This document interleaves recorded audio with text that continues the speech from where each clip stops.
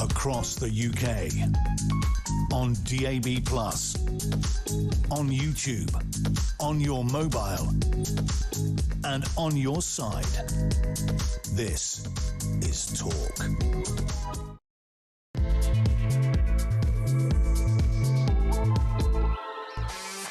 There you are. Good afternoon and welcome to Drive Time right here on Talk. I'm Kevin O'Sullivan and I'll be your host for 3 stunning hours of news, views and topical debate all the way to 7 o'clock. Get on the show, get on the phone and call me on 03444991000, or you can WhatsApp voice note me on the same number and I promise to play your message out. It is Tuesday, July the 14th, Bastille Day in France. Here's what's coming up.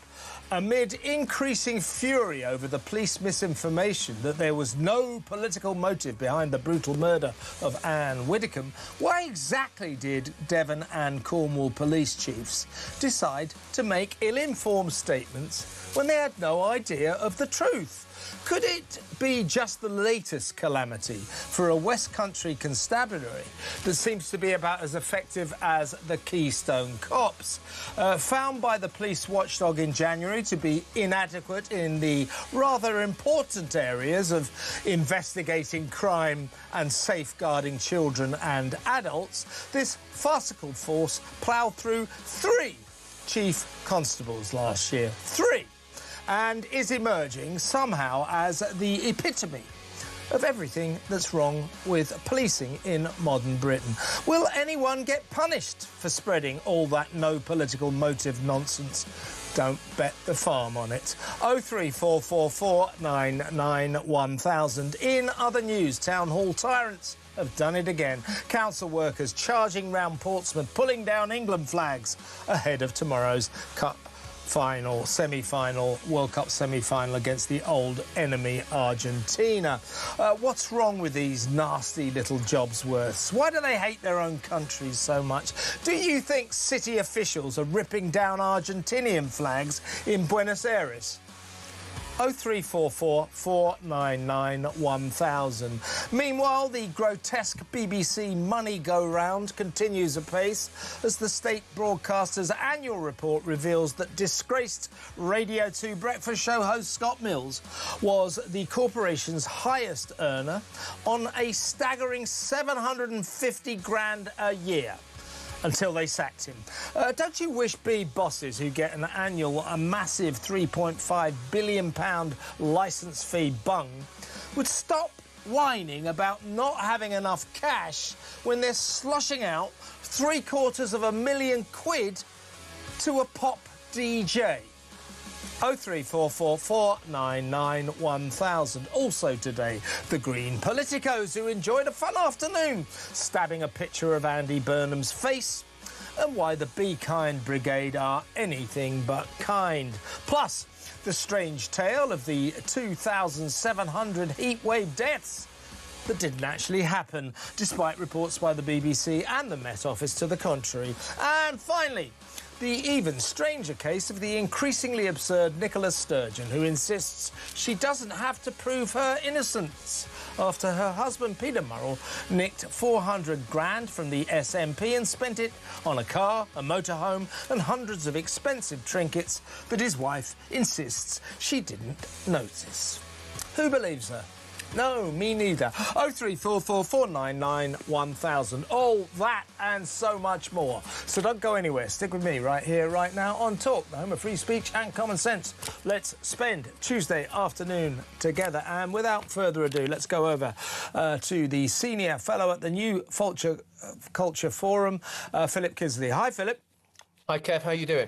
I'm OK. I'm going to do a sort of special report on Devon and Cornwall Police in just a minute. But overarchingly, without actually focusing on that West Country constabulary, what they did is increasingly typical of what police forces across the land do. We now have a real serious, in my view, national problem with our police forces, who seem to take it upon themselves to mislead us, to deliver misinformation, to outright lie, to, in their minds, keep us calm, keep the plebs from getting uppity. We don't want social unrest. So don't tell them it was politically motivated. Don't tell them it was terrorism. They'll get really up, they'll cause problems then. So they lie to us. They mislead us. Misinformation. The point about Devon and Cornwall Police is they're making those statements all weekend. I tweeted. Devon and Cornwall Police insist that there's no sign of political motivation or terrorism, blah, blah, blah, blah. Translation, it was almost certainly terrorism or politically motivated. The police are almost becoming reverse barometers in these cases. Whatever they say, you can reverse it and you'll probably be nearer the truth. Why are police forces doing this? Yeah, I mean, every police force in the country, it seems to me, is completely compromised, completely politicised. We have this statement that's trotted out all the time, don't we? The family does not want this terrible event to be politicised. The very statement is politicizing it. And when they tell us not to engage, not to think about what's going on, they are themselves being political. They are themselves being ideological because they are just maintaining the status quo. And that's not about crime and the judiciary or anything like that. That is simply about politics. So I think it goes back to, it's a kind of detour to nowhere that the police have been on for the last 10, 15 years. And it's DEI, isn't it? It's all of this kind of stuff. It's policing tweets and not policing the streets. It's about being politically correct. It's about targeting particular kinds of demographics and people who think particular kinds of things and wielding this two-tier system. So it just feels as though it's a couple of things, isn't it? Because I've been thinking quite deeply about this. One, we have no faith in them, which is bad enough. There is no trust, but also they're a laughing stock as well, because it's quite absurd, isn't it? You were just saying about your tweet there, and everybody I knew. Let me just interrupt you, Philip, just because this is breaking news, very big breaking news that you'll be interested in. Ann Widdecombe was the victim of a targeted attack, says the Assistant Commissioner, Police Commissioner Lawrence Taylor. He's the head of counter-terrorism policing. He says police are working to understand the planning, preparation and motivation behind the attack. Officers have conducted extensive searches in connection with the investigation. He says police have a further warrant to detain the suspect, a 28-year-old white male, for up to 7 days under the Terrorism Act. The suspect is being held on suspicion of the commission, preparation or instigation of acts of terrorism, as well as on suspicion of murder, Taylor added. We will release further information when it is appropriate to do so. He added, think before sharing misinformation. Well, that last statement, this statement proves just how appallingly wrong Devon and Cornwall police were. I heard yesterday in that debate about Ann Widdecombe in the House of Commons, the Shadow Home Secretary for Press Felk standing up and saying, we should listen to the superintendent from Devon and Cornwall Police, Matt Longhurst, who says we mustn't speculate. I'm not listening to him. I'm not listening to him. I'm not listening to that police force. This statement now from the counter-terrorism squad proves just how egregiously mistaken that force was in their approach to this alleged crime. So it's just outrageous, isn't it? It is. And the thing is, they will put a statement out like that after they've been on the receiving end of such a backlash for their egregious, as you say quite correctly, behaviour. It just beggars belief in a way. And this has been going on. When was she actually killed? Was it Thursday or Wednesday? So this has been going on almost a week now. And this was a man who travelled nearly 300 miles across country and then back again. Of course it was political. Of course it was terror-related. They said it wasn't. Then they admitted that it might be. Then they said it was. Then the terrorism squad takes over. We knew this straight away. So it's it makes me very angry. It also makes me upset because I knew the woman as well. Okay, there's something else there, you know, for those of us Sure, yeah. But the thing is, it's nobody feels safe anymore. I was talking about this over the weekend, and I was talking to various commentators, some of your colleagues included, actually.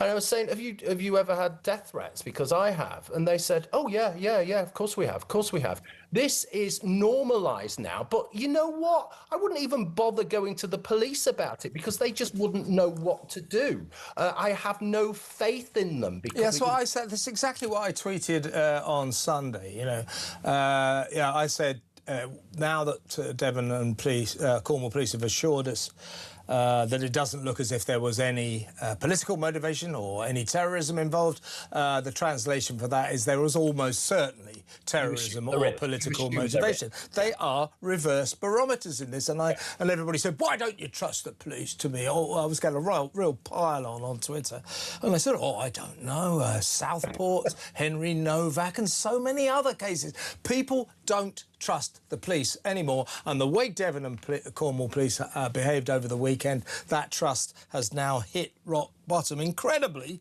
Devon and Cornwall's Police and Crime Commissioner has just now, Alison Hernandez, defended the great work of her force. She said there has been some commentary about the way Devon and Cornwall Police have communicated during the early stages of this case. But, as the Home Secretary said yesterday, it is not unusual that in a fast-paced investigation, more information comes to light that changes the nature or the character of what the police are dealing with. In that, yes, exactly. So, in that case, why shoot your mouth off on TV when you don't know? Well, they contradict themselves, don't they? The whole point, the beginning of this, you know, the real red flag, the signal that they were not telling the truth was that they were saying, we are keeping an open mind, but it is not political. And we don't want you to think it's political. So we don't want you to speculate. We don't want you to think. We don't want you to do anything. Just keep stum, keep stupid, keep your head down and accept all the lies we tell you. That is basically the situation.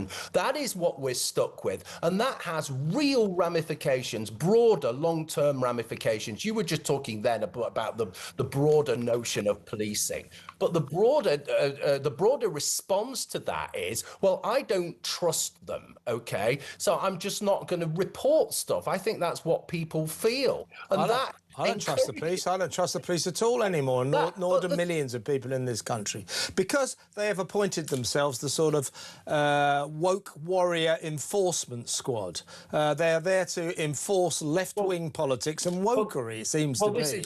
This is the point I was going to make. I wouldn't trust them. I wouldn't report unless it was an absolutely major crime. I wouldn't bother reporting a petty crime because it just wouldn't get solved. But I would certainly trust them to turn up on my doorstep to challenge me about something I've said in the media or something I've put on social media. And that's where we are at the moment. They've given up on crime. They've certainly given up on low-level crime, but they are going for particular kinds of people because we live in a sectarian society that isn't working for us, and so they have to pile on rule after rule after rule and become authoritarian, and we have this Keystone squad that is carrying it out for us. It's just the worst possible scenario when we are living in a society that is becoming increasingly unhinged and increasingly violent, Kev. Yeah, indeed. Well, we're going to be returning to the topic of Devon and Cornwall Police in just a little while. I'll bring you some of the history of that farcical force. So they actually make the Keystone Cops look efficient.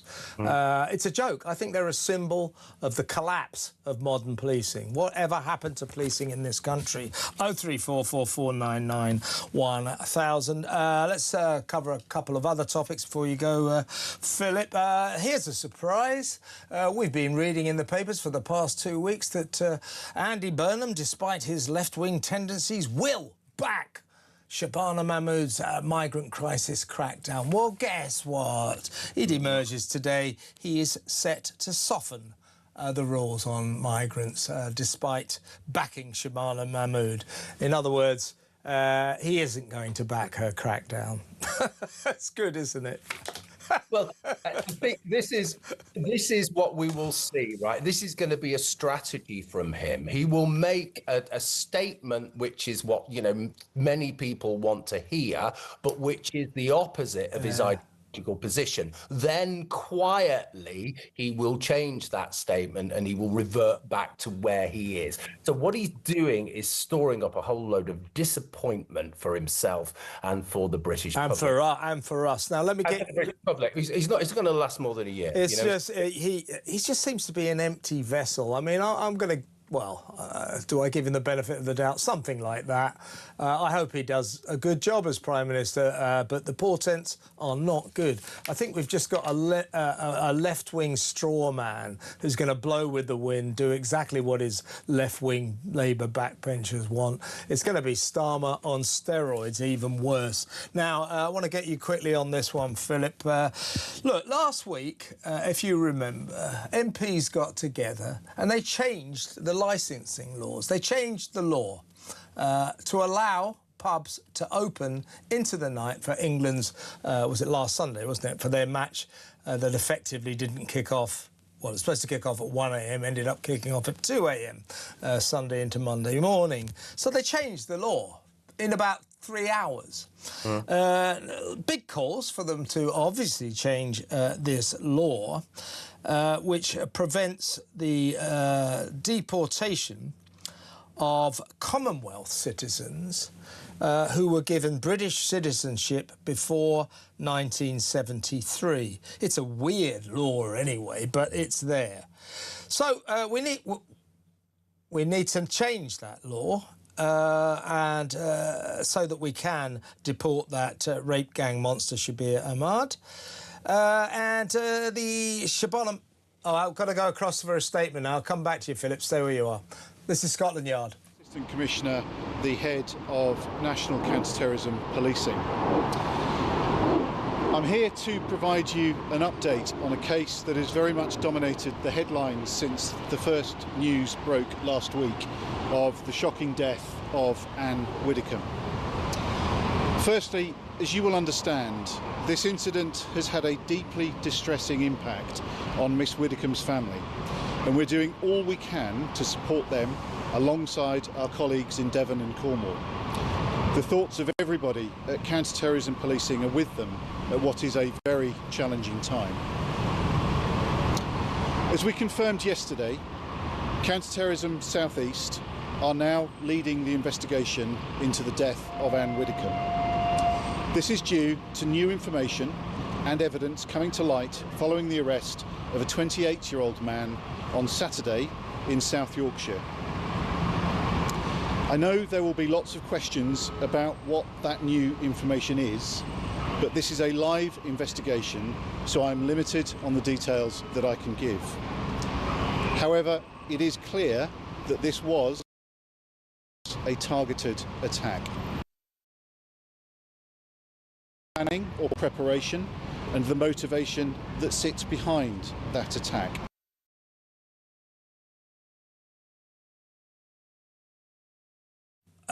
We've got problems with that, so there's a slightly bad feed.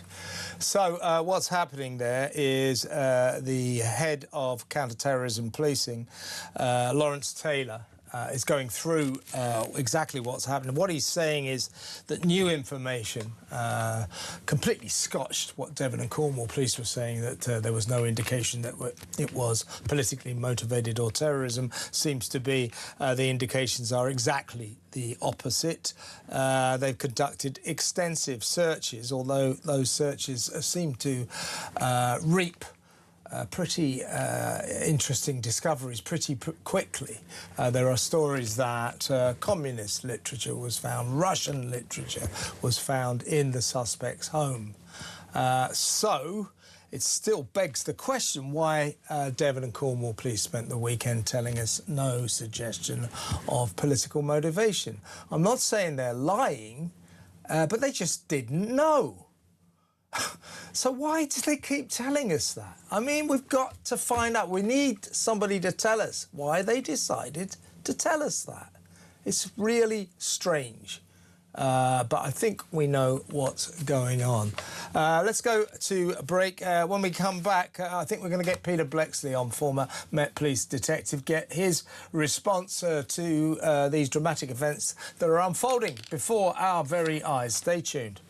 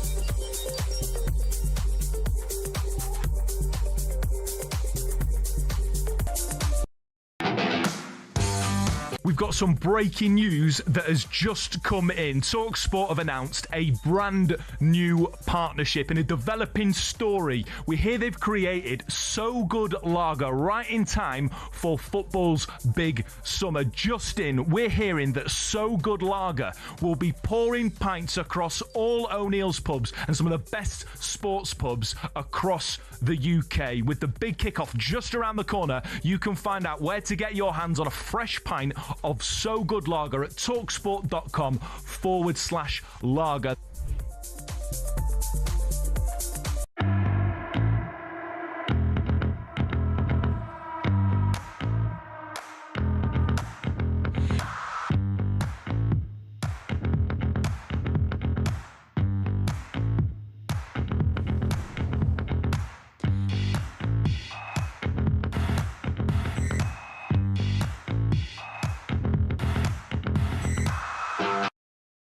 Across the UK, on DAB+, on YouTube, on your mobile, and on your side.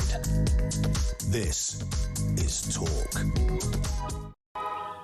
Welcome back. We're going to get former Met Police Detective Peter Bleksley's reaction to what's going on in just a little while. But first, let's talk to our international editor, Isabel Oakeshott. Isabel, welcome to the show. I think now we have a major scandal emerging because we've just seen the head of counter-terrorism policing, Lawrence Taylor, standing outside Scotland Yard, completely dramatically contradicting everything that Devon and Cornwall police were telling us all weekend. He has announced that Ann Widdecombe was the victim of a targeted attack. He said the police are working to understand the planning, preparation and motivation behind the attack, but we do know that a search of the suspect's house revealed communist literature, revealed Russian literature. So the knee-jerk announcement that there was no political motivation looks more absurd and, frankly, more scandalous by the moment.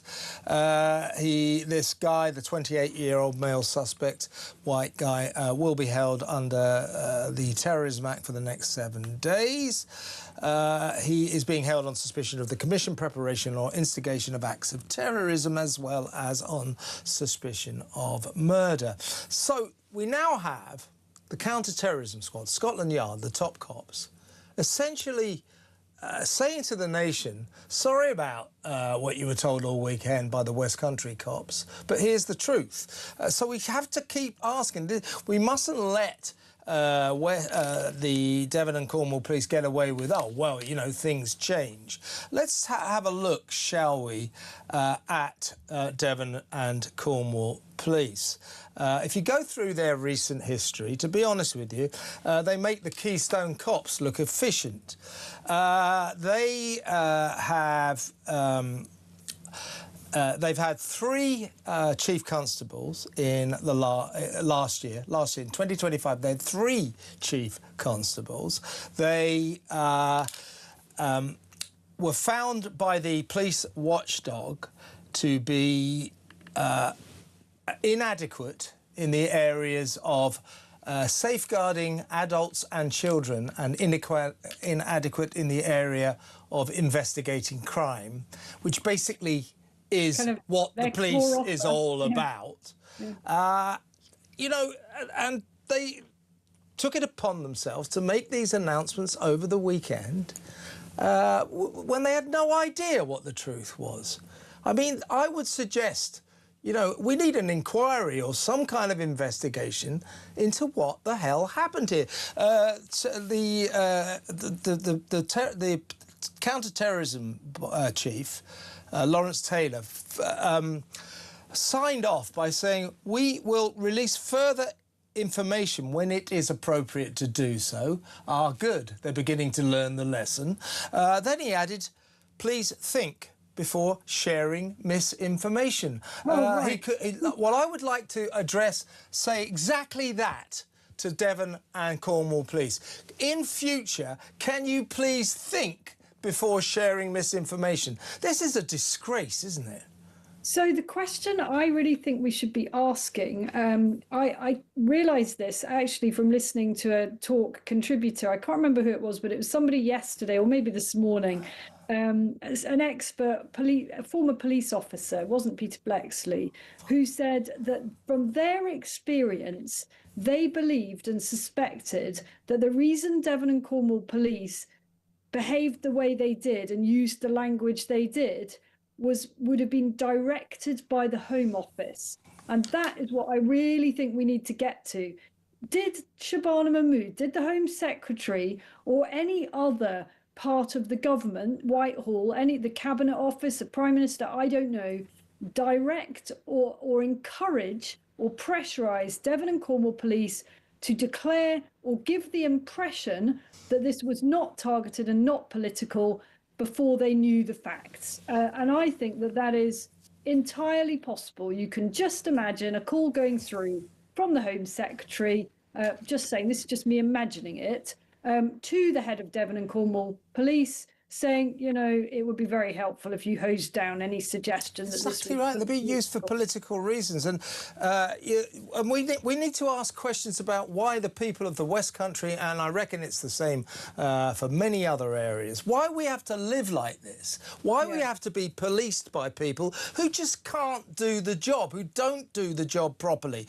In January, the assessment of His Majesty's Inspectorate of Constabulary and Fire and Rescue Services, they ruled that Devon and Cornwall Police were inadequate at investigating crime and inadequate at safeguarding adults, and altogether, out of 8 categories, Devon and Cornwall Police were only found to be basically adequate in 2. In other words, they're just useless.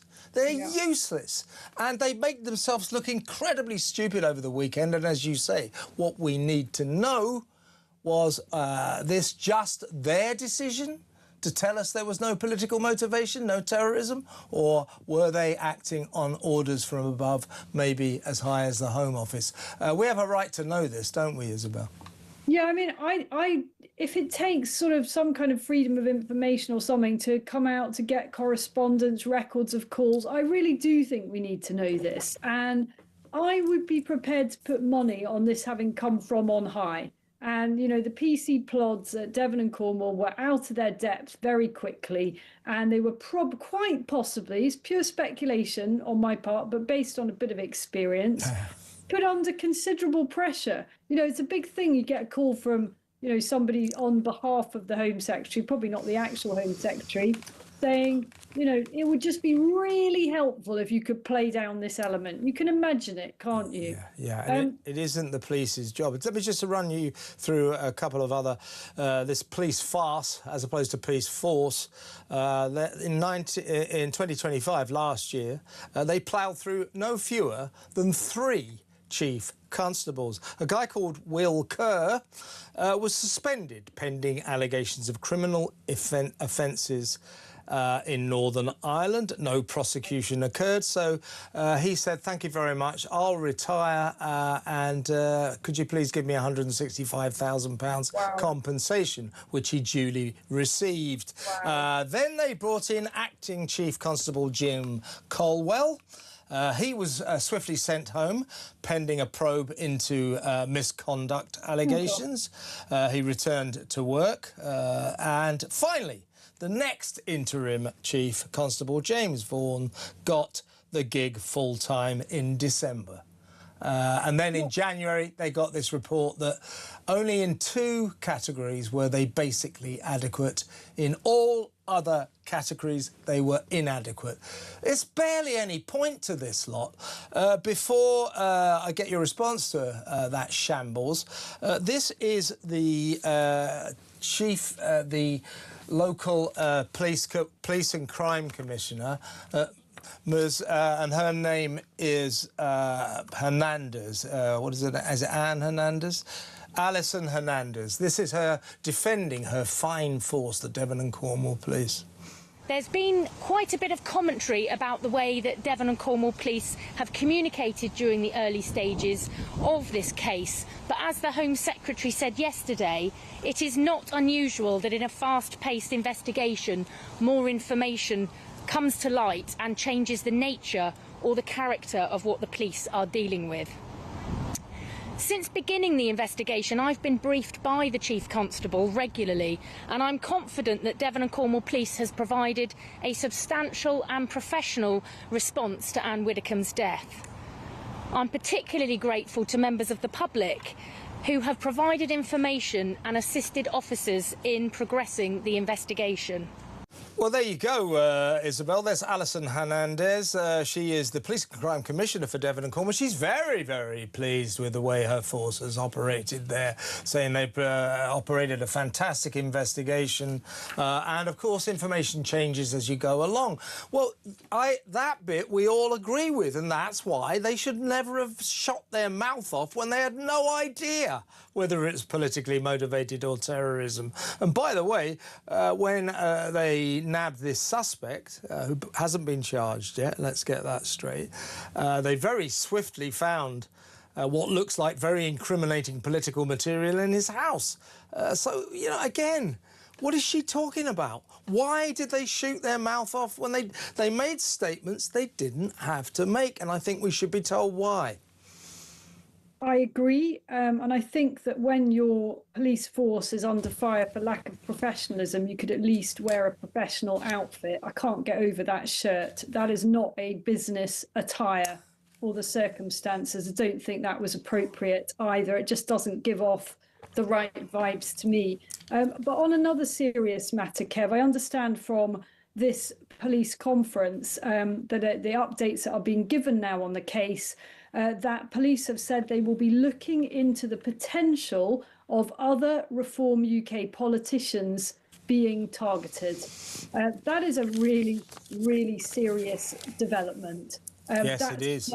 That they are concerned that whether this individual was acting alone or whether they are part of something wider, this is an anti-reform thing. That is what they are expressing when they are saying that they're going to look into the potential of other Reform UK politicians being targeted.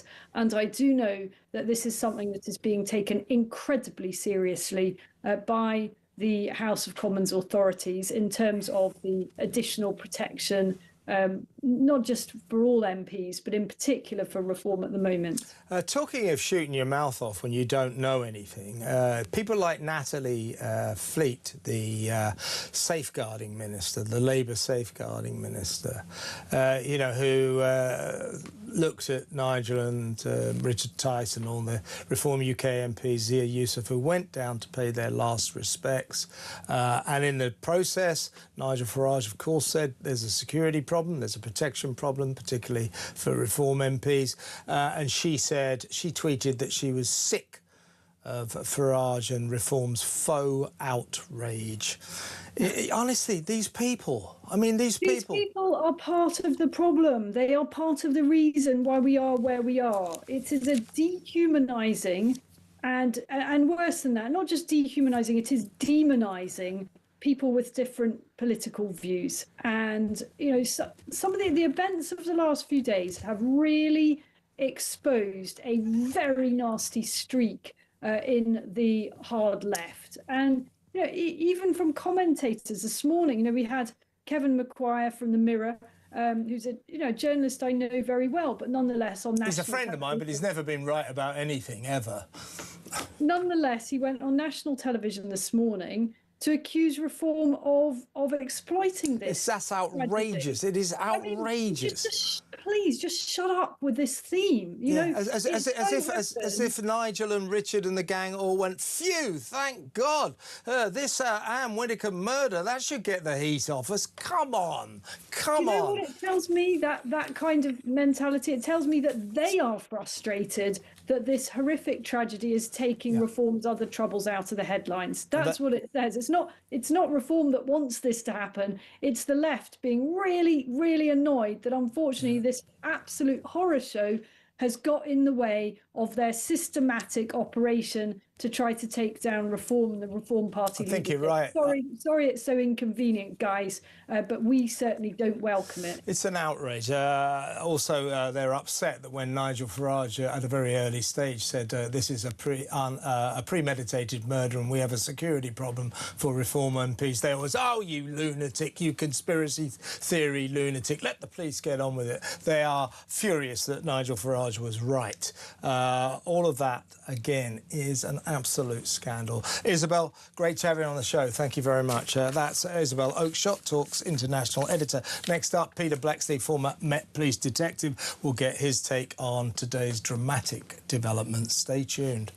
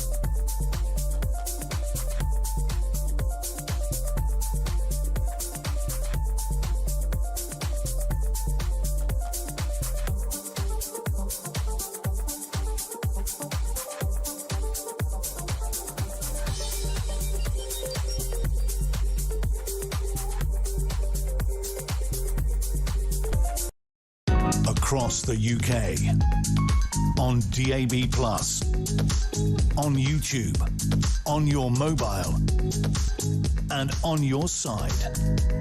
This is Talk. Let's go straight over to former Met Police Detective Peter Blexley, get his take on the dramatic developments this afternoon. Welcome, Peter. I'm going to read you something. I'm going to blow my own trumpet here. This is what I tweeted on Sunday while Devon and Cornwall Police were still busy assuring us there was no sign of political motivation or terrorism in the brutal murder of Ann Widdecombe. So I tweeted this, and I got a real pile on because of it. Devon and Cornwall Police say there's no indication that the murder of Ann Widdecombe was terrorism or politically motivated, but they remain open-minded. Translation. It was almost certainly politically motivated terrorism. This is where the police have got themselves. They're almost a reverse barometer in these situations. When they tell us something, usually the opposite is true. What on earth were Devon and Cornwall Police playing at the weekend in the light of the fact, Peter, that the counter-terrorism chief at Scotland Yard, Lawrence Taylor, has just said that Ann Widdecombe was the victim of a targeted attack, and the suspect is being held on suspicion of the commission, preparation or instigation of acts of terrorism, as well, of course, on suspicion of murder. So everything Lawrence Taylor is saying is a sort of astonishing contradiction to what that guy Longhurst, the Devon and Cornwall Police, Matt Longhurst, was telling us all weekend. What's going on? What on earth's going on? For a very long time, you and I have been having conversations on this channel about how pathetic British police leadership is. Over numerous stories, time and time again, and I've gone on air and said they're rubbish, they're useless, they're flaky, they're woke, they're fluffy, they see themselves as progressives. They climb that greasy pole of promotion so quickly that they don't gather experience along the way. In fact, the only experience they've got is of the promotion process. These people are, quite frankly, useless at their job. And that is why we are all, and I mean all of us, politicians and the public alike, in more danger than we were 20 or 30 years ago, because they run police forces recklessly, appallingly, and this is the kind of thing you get as a result. Let me also play you right now, get your take on this. This is the Police and Crime Commissioner of Devon and Cornwall Police, you know, an elected person.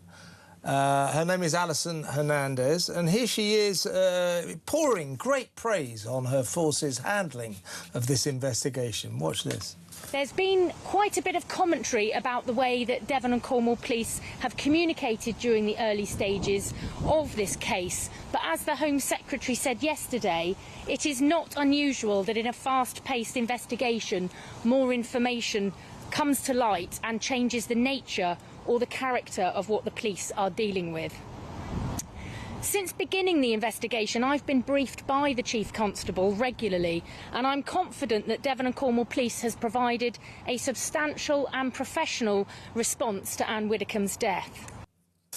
No, they haven't. When you were a copper, Pete, you know, if you went into a house, found a dead body, did you go straight out onto TV and say, well, there's no suspicious circumstances here? I mean, you know, you've got to wait. You know, they're saying, oh, well, you know, the facts always change as cases go along. Yes. So why did they start shooting their mouth off on Saturday and Sunday when they didn't know whether it was politically motivated or terrorism? Well, let me start by giving comment on Alison Hernandez, the Police and Crime Commissioner for Devon and Cornwall. She's a stupid, idiotic sycophant. She is supposed, her job is to hold the police to account. And listen to her, pouring praise all over them when we know they've got it so wrong. Police and crime commissioners, and I've met quite a few of them, in the main are the most unimpressive, over-promoted, overpaid bunch of clowns you could have the misfortune to meet. But on to your question about what do you do when you come across a deceased body, an unexplained death. You do what the old murder investigation manual used to tell us, and that is think murder until proven otherwise. Interesting. I wonder if that happened in this case, because of course the old murder investigation manual, like most of the things that were really good about policing in years gone by, have all been ditched and pushed aside by this breed of progressive senior police officers who couldn't run a bath, let alone policing. And what do you make of Peter, of a police force? This is our friends at Devon and Cornwall Police, aka the Keystone Cops. When the police watchdog, His Majesty's Inspectorate of Constabulary and Fire and Rescue Services, delivered their report on Devon and Cornwall Police in January, they found them to be basically barely adequate in 2 categories out of 8.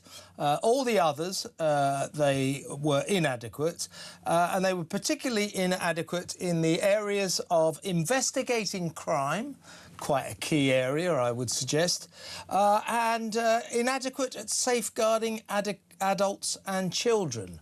So can you explain to me what the point of Devon and Cornwall Police are if they can't investigate crime and they can't keep adults and children safe? What on earth is the point of them? And it has been that way for a very, very long time. I've spent quite a bit of time down in Devon and Cornwall rehearsing unsolved cases that Devon and Cornwall were unable to do so. I have seriously. One of them was the case of a woman called Joan Rodham. That case was eventually solved many, many years after I and another journalist knocked on the front door of the man eventually convicted of that murder. There's also another case down there, Les Bate, an irascible but lovely farmer who lived in a remote farmhouse. And of course, they absolutely mucked up that investigation. And Les Bate's murder still remains unsolved. They've got form for this. They've got previous.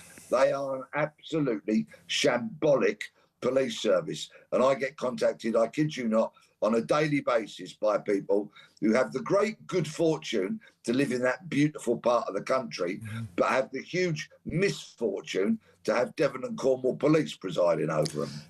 Exactly right. Peter, thanks so much for coming on. Good to talk to you. That's Peter Blexley, former Met Police detective. In the light of the fact that the counter-terrorism squad, the head of the counter-terrorism squad at Scotland Yard, Assistant Commissioner Lawrence Taylor, has just essentially poured a bucket all over Devon and Cornwall Police, saying that all those... He didn't actually say this, but in effect, he said that all those declarations by Devon and Cornwall Police on the telly all weekend, no suggestion that there's any terrorism or political motivation here. Well, they had one look into the suspect's home in Rotherham and they found all this communist and Russian literature. So why were they saying this? Just ridiculous, absolutely ridiculous, but also, as Isabel Oakshott was saying, scandalous and suspicious. Were they acting on orders from the Home Secretary? Don't frighten the horses, don't stir the people up. Tell them there's no political motivation, keep them calm, otherwise those plebs might get uppity. Do you like being played for fools? Like children. We're not children, are we? 03444991000. We'll take a change of course next. We're going to talk about ripping down British flags, our national flag, England flags specifically, ahead of our World Cup semi-final clash against the old enemy Argentina. So they're ripping down St George's Cross flags. You know, saying they're unsafe and they're a fire hazard. Council, town hall tyrants going and ripping them down. We've got footage to show you. Do you think they're ripping down flags in Buenos Aires, Argentinian flags? Or indeed or in Spain, you know, the other, or France, the other World Cup semi-finals? Do you think those countries are ripping down their national flags, being flown with pride amid the final stages of the World Cup? Why are we doing this? What's going on in this country? 03444991000. That next. Stay tuned.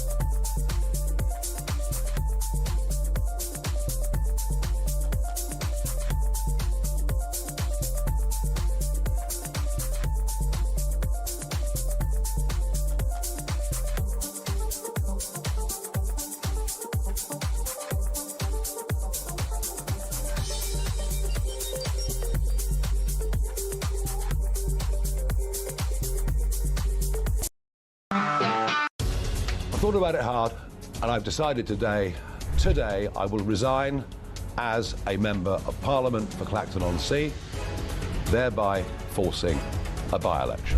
Count Binface apparently is now 5-1.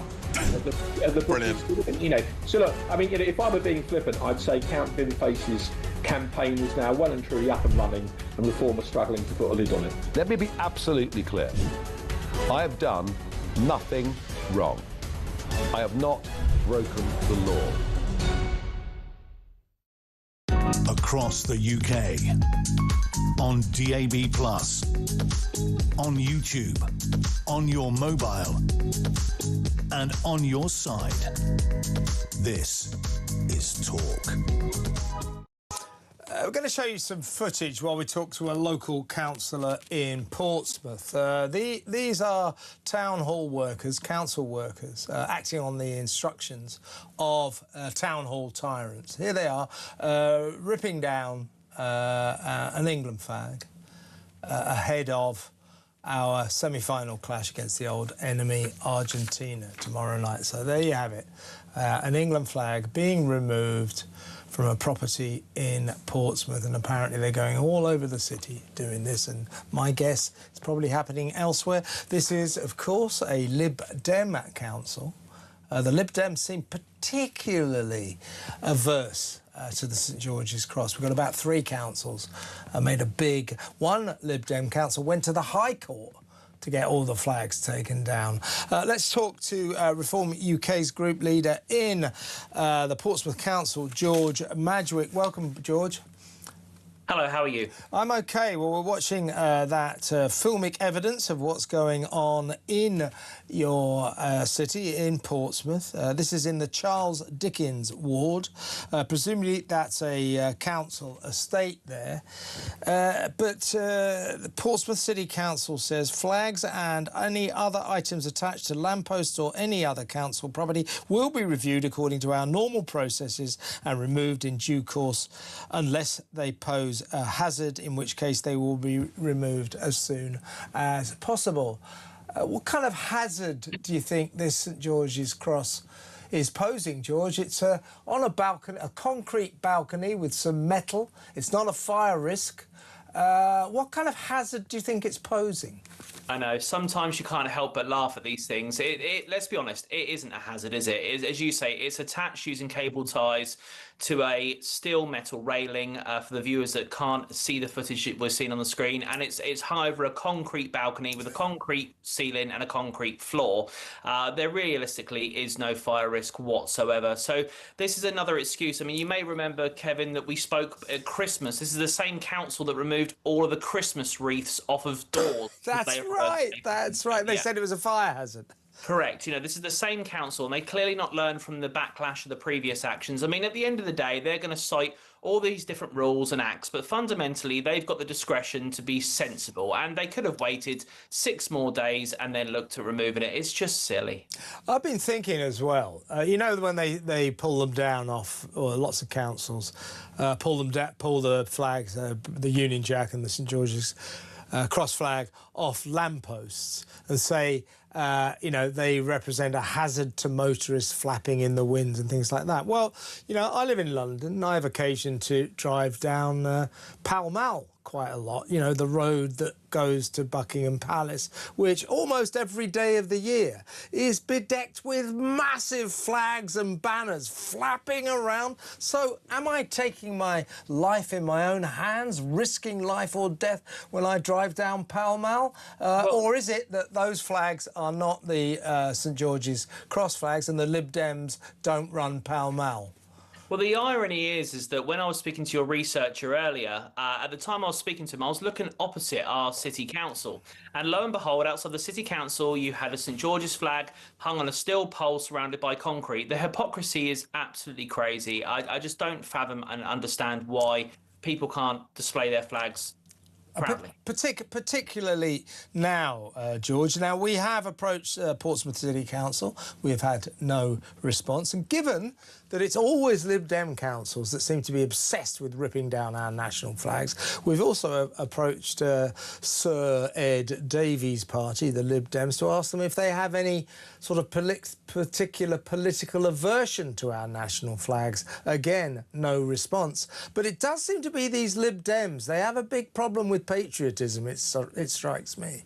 It does. And I mean, we're a Lib Dem council in Portsmouth where we have rainbow painted crossings, but yet they got rid of all of the St George's painted crossings. Of course you do. You know, we're the council, once again, you may remember, Kevin, last year, where we offer discount cards, the kayak lessons for migrants that are staying in the hotels. You know, this council absolutely blows my mind, and it's so frustrating being a councillor on this council sometimes because there is absolute no rhyme or reason or logic to their decisions. But this one, I think, has really emoted a response because it's the day before the semi-final. People are encouraged to support the national team, and they want to. It's a patriotic thing. This isn't for any political reasons. It's literally to support our club in the World Cup, and it's being removed by 2 officers at 9:30 in the morning. And guess what? That person, if they want that flag back, has to pay the council the luxury of having it returned to them. Do you know what I think? I think that, I mean, this is just me speculating. I'd like your view as well, George. But I just think that these Lib Dems, all these lefties, all these wokies, they find it particularly infuriating that now that England is in a state of patriotic, ecstasy, really, waiting for this semi-final. We're in with a shot of the World Cup itself. Football might be coming home. They find the patriotism that emerges from this great sporting competition, they find it infuriating. They don't like it. What is wrong with them? No, and they've also declined in the past as well calls to display these semi-final matches and final matches of the women's Euros, and they've declined to show those as well. It's a really strange thing to happen in these Lib Dem councils. I don't know what it is. I don't know what the problem is, but they seem to really be killjoys, and there's no common sense. This is the thing that it lacks. It lacks common sense because what we're talking about now should not be a story. Let's just think about how ridiculous this is. They sent council workers out the day before the semi-final of the World Cup to cut down the St George's Cross that's supporting our national team. We should not be talking about this right now, but we are, because they've made a conscious decision to cut this down. It's a disgrace, George. And let me ask the audience, let me know what you think about this. 03444991000. Cutting down England flags, Portsmouth Council, the day before our semi-final against Argentina. George Madgwick, thank you so much for coming on. It's George Madgwick from Reform UK. Back in a moment with Brendan O'Neill. Stay where you are.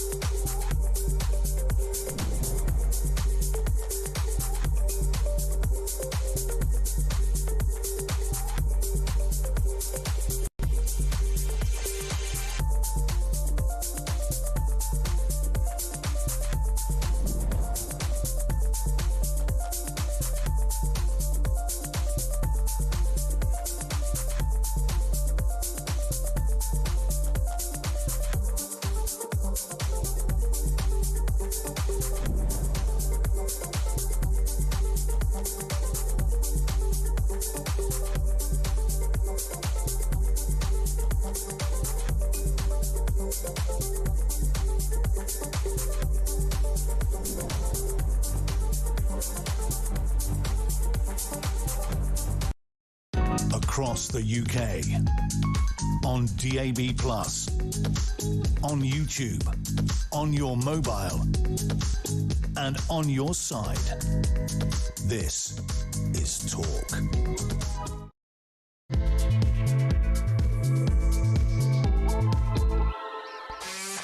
Welcome back. You know all those shows, they have the show question, and the question of the day. I never quite see the point of them, but I'm going to have one today. Do you trust the police? No, seriously, do you trust the police after what we've seen Devon and Cornwall police do across the weekend, assuring the nation that there was no sign of any political motivation or terrorism in the murder of Ann Widdecombe? They had no idea, they just said it.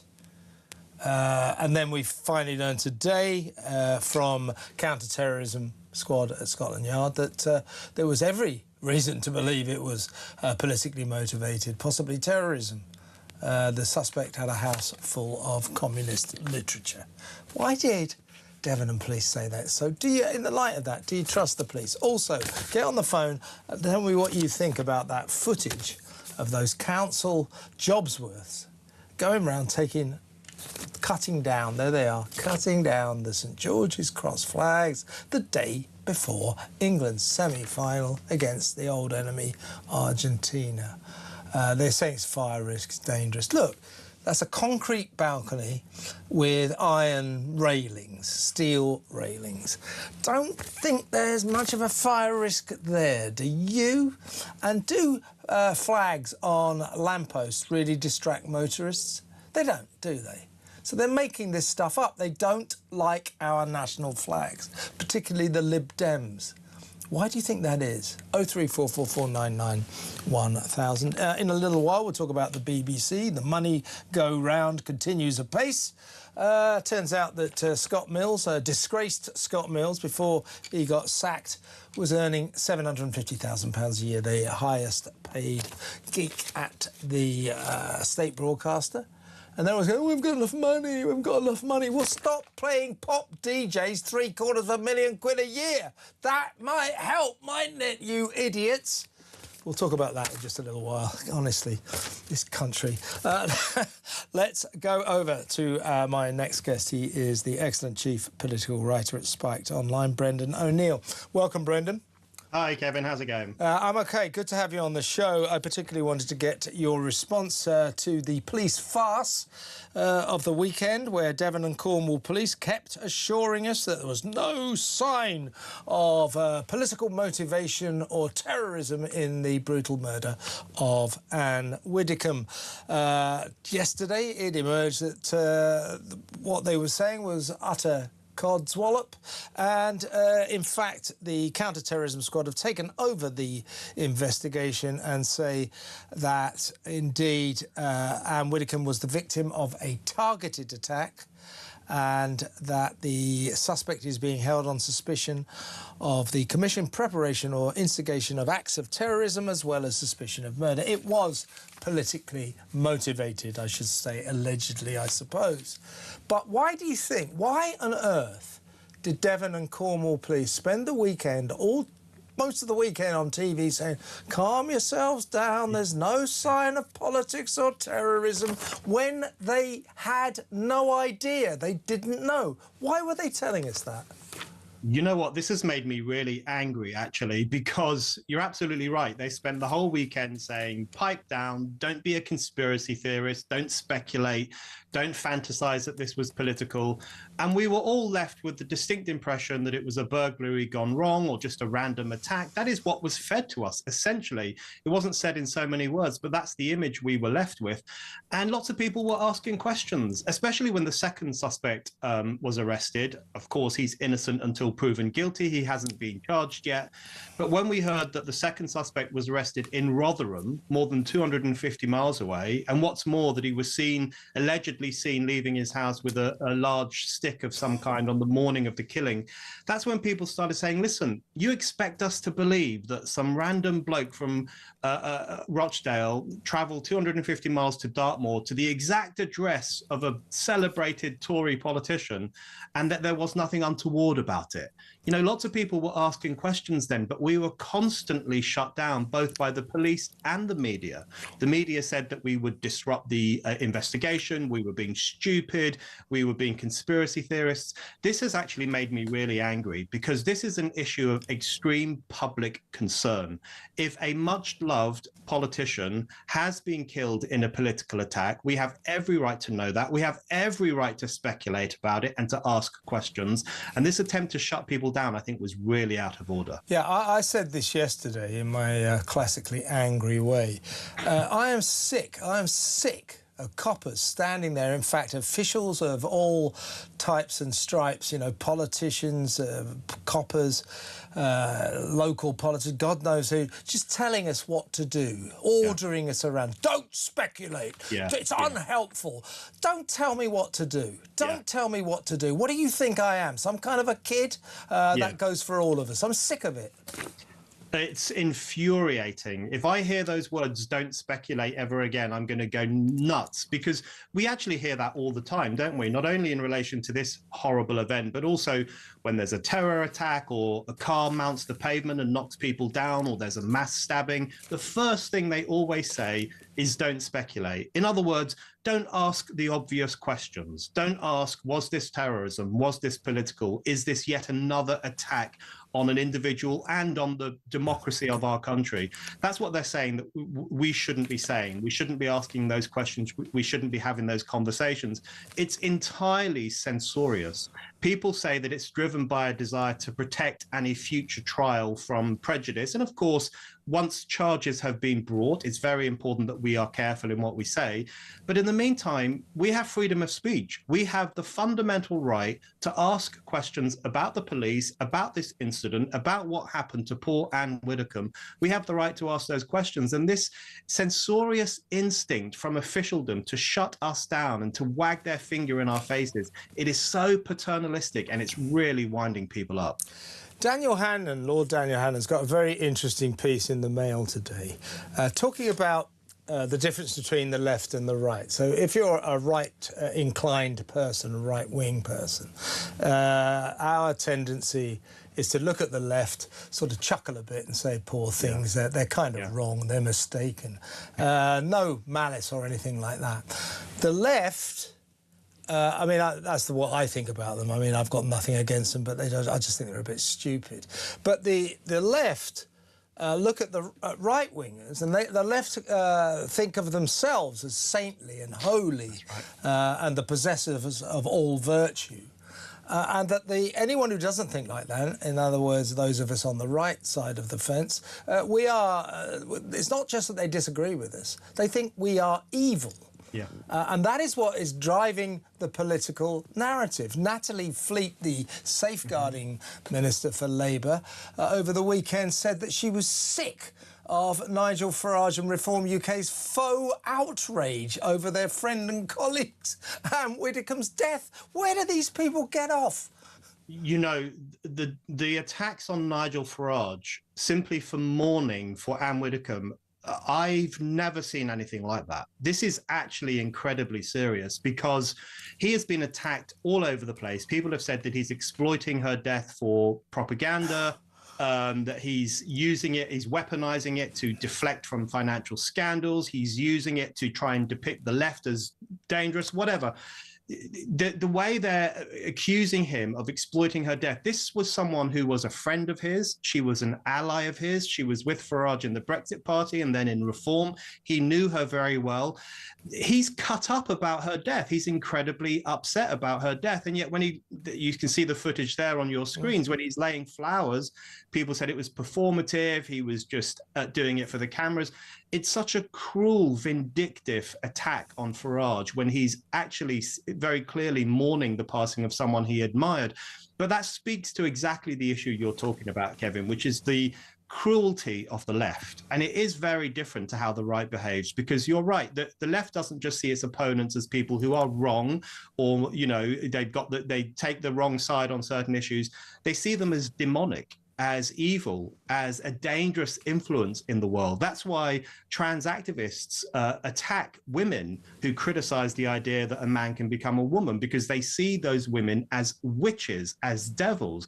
That's why the left hates reform and hates populists and hates every working class person who votes for them, because they see them as dangerous fascist style forces that are going to destroy the country. They have this instinct to interpret their critics and their opponents as horrible, disgusting people. And that's what's giving rise to a kind of culture of violence and a culture of intolerance. And they said also the lefties attacked Nigel Farage for bleating on about his own security and the security of Reform UK MPs. And when he announced, right, I'm going to personally organise 24/7 protection for my MPs, oh, you're just trying to get your money problems off the front pages and things like that, as Natalie Fleet, faux outrage and all that. Do you know that he's had more than 500 death threats on Twitter alone this year? These people, these left-wingers who don't like him, they should take his safety seriously. Reform UK do have an actual problem, and this viciousness of the left. What did you make of that bloke in a dress? His name is Heather Herbert, works at Aberdeen University, who said that he hoped, he would want me to say she hoped, but he's a guy who wears a dress, trans woman as they like to be called. He said that he hoped Ann Widdecombe died screaming in agony, shackled to her bed. I mean, what kind of humanity is that? There's no humanity. It's just repulsive behaviour. And I think that, in particular, that speaks to the kind of violent misogyny that fuses the trans movement, because they look upon women as second-class citizens, especially women who dare to criticize the trans idea, which Ann Widdecombe did, and she was absolutely right on that. And so they just see her as scum. You know, she deserves to die. That's essentially what some of these people have been saying. It is so unbelievably nasty and repellent. And, you know, when Farage talks about the security of reform politicians and people just laugh at him, I find that just so outrageous and actually quite sickening. I mean, remember the disgusting killing of Jo Cox in 2016 when she was murdered in the street, a mum, an MP. That was a savage assault on a woman and on democracy. Every decent person mourned that attack. Imagine if after that people were making jokes and accusing Labour politicians of exploiting her death, or making fun of Labour women who were laying reeds and mourning for her. Just imagine people did that. It would be so depraved and horrible. And yet that's exactly what the left is doing now following the death of Ann Widdecombe. It is truly despicable. It really is. And they're acting as if Nigel Farage and Richard Tice and all of Reform UK, you know, have had their problems. They've been on the front pages for alleged financial impropriety for some time now. They're acting as if Nigel Farage went, hey, Ann Widdecombe's been murdered. That's handy. That'll get us off the front page. Let's utilise this. Let's exploit this. Give me a break, Brendan. Give me a break. It's absolutely disgraceful. Let's sort of change tack, shall we, here, because I want to get your take on this. We've just run a story, again, which speaks to, in my view, everything that's going wrong in this nation right now, in Britain, in modern Britain. We got some footage, very brief footage, of council workers this morning, 9:30 a.m. There they are, 9:30 a.m. this was, in a block of flats, council flats in Portsmouth, removing St George's Cross flags. These flags have been put up because the people who live in these council flats are England football fans, and they hope that our team do well against the old enemy Argentina in tomorrow night's semi-finals. The Lib Dem Council has ordered that all these flags are taken down because they represent a safety hazard, because they're a fire hazard. Well, you know, that's a concrete balcony with steel railings. I don't think it's much of a fire risk. What is going on? They just don't like our national flag, do they? No, they don't. And I think we need to clock just how unusual it is that we live in a country where it's become difficult to fly the national flag. I can't think of any other country where the national flag causes so much consternation amongst the chattering classes, the council officials, the political class. They all kind of dry heave, they all gag, they all vomit when they see the England flag in particular. We all remember Emily Thornberry's sneering tweet when she saw... The view from Thanet, wasn't it? Yeah. Yeah, when she saw an England flag up somewhere. And, you know, they hate it. They hate it. The only flag they want to see flying is the Pride flag, or, you know, the BLM flag, or some trendy flag, the Palestine flag. You're allowed to fly that. Yeah. You know, every other country flies their flag with pride. When I go to Ireland regularly, you see the Irish tricolour everywhere. They fly it with great pride in people's homes, in their front gardens, on public buildings. It's obscene, and it is this kind of... There's also a very classist element to this. They get really angry when they see the flag flying in working class areas in particular, because they think it's an indicator for racism and xenophobia and hatred, because they have that profound distrust of working class communities. But, you know, the story I'm always reminded of, Kevin, is that when people put up the England flag in Tower Hamlets in London last summer during Operation Raise the Colours, that England flag was taken down across Tower Hamlets within 48 hours. In the same borough, Tower Hamlets, the Palestine flag flew for months after 7th of October, after the Hamas's pogrom. So we now live in a city, London is now a city where it is easier to fly the flag under which 1,000 Jews had just been murdered than it is to fly the flag of Britain itself. That tells us we're in deep trouble. Yeah, I mean, do you think in Buenos Aires right now there are local council officials going around that city ripping down Argentinian flags? I wouldn't have thought so, would you? Same deal for the other semi-finalist countries, France and Spain. I shouldn't think they're ripping down the tricolour or the French flag or the Spanish flag, would you?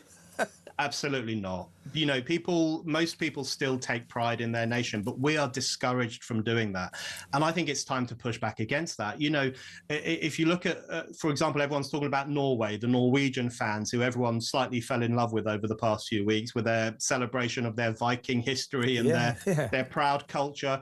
If we sing, you know, any of those kind of controversial songs like 10 German Bombers or 1 World Cup, 2 World Wars, you're instantly denounced as a jingoist and a xenophobe, anti-German, anti-Europe. Every country seems to have the freedom to fly their flag and take pride in their history, except Britain. We're told off when we do that. And I really think people have had a gutful of it. And I hope that tomorrow, firstly, that we win the match, but secondly, that everyone waves the flag when the match is on. Yeah, I think we're just sort of self-flagellating ourselves to cultural death. I really do. But actually, you just let me get in this last point, Brendan. Thanks so much for coming. It's always great to have you on the show. You alluded to the spectre of anti-Semitism in Tower Hamlets.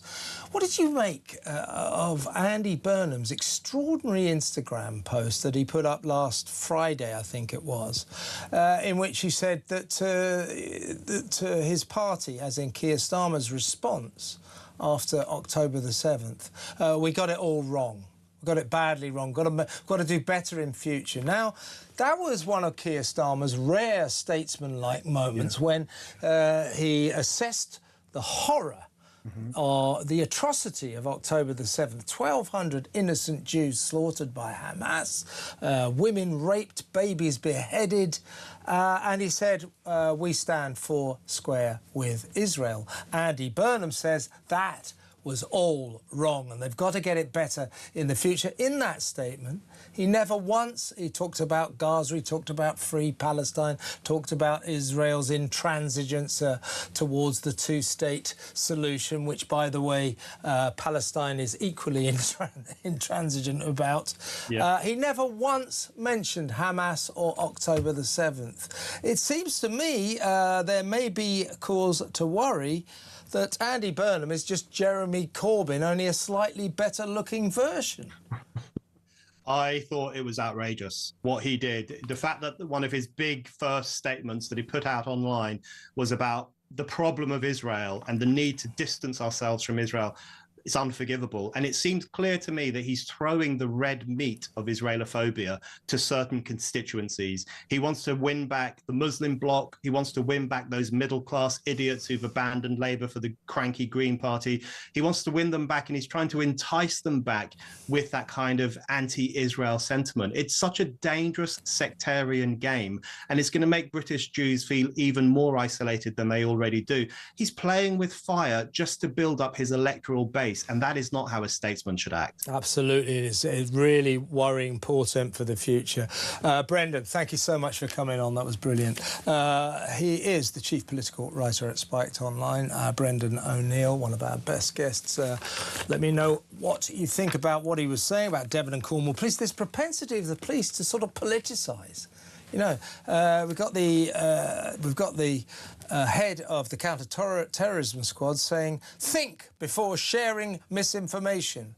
Would that be directed at Devon and Cornwall Police, who shared misinformation all weekend about the motivation for Ann Widdecombe's brutal murder? Because that's what they did. It was misinformation. It was wrong.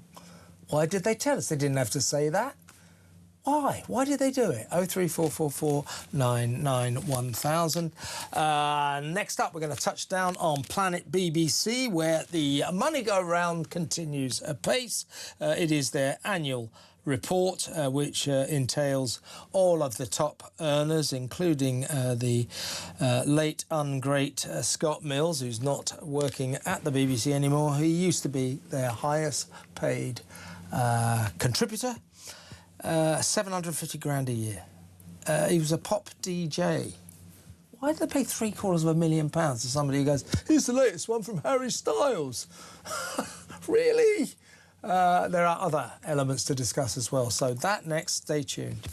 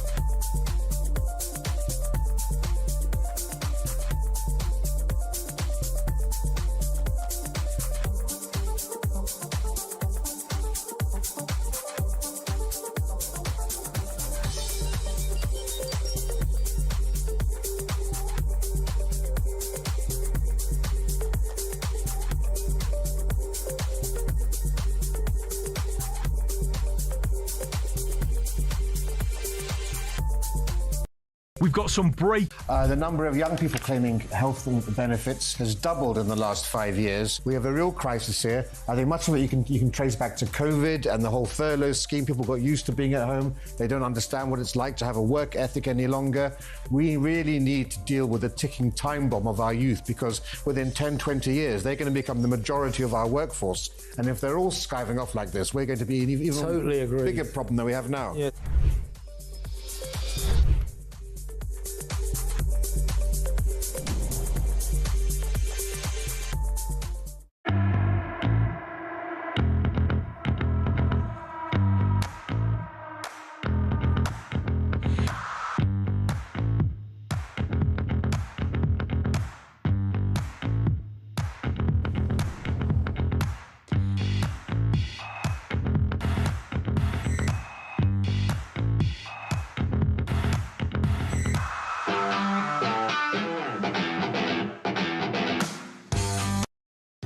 across the UK. On DAB+, on YouTube, on your mobile, and on your side. This is Talk.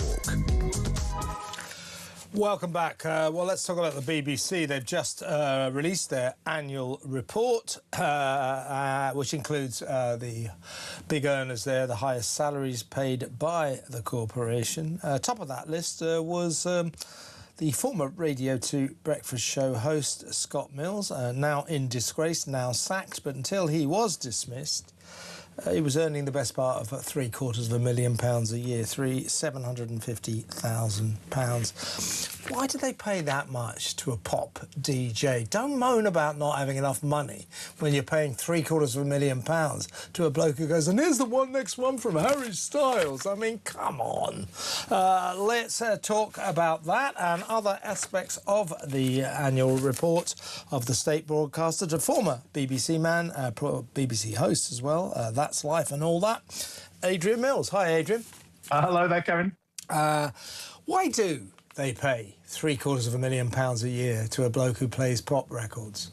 Well, you've got to think that he does a little bit more than Don't start telling me about competition. Mr. O'Sullivan, Give me a break. Sorry, go on. No.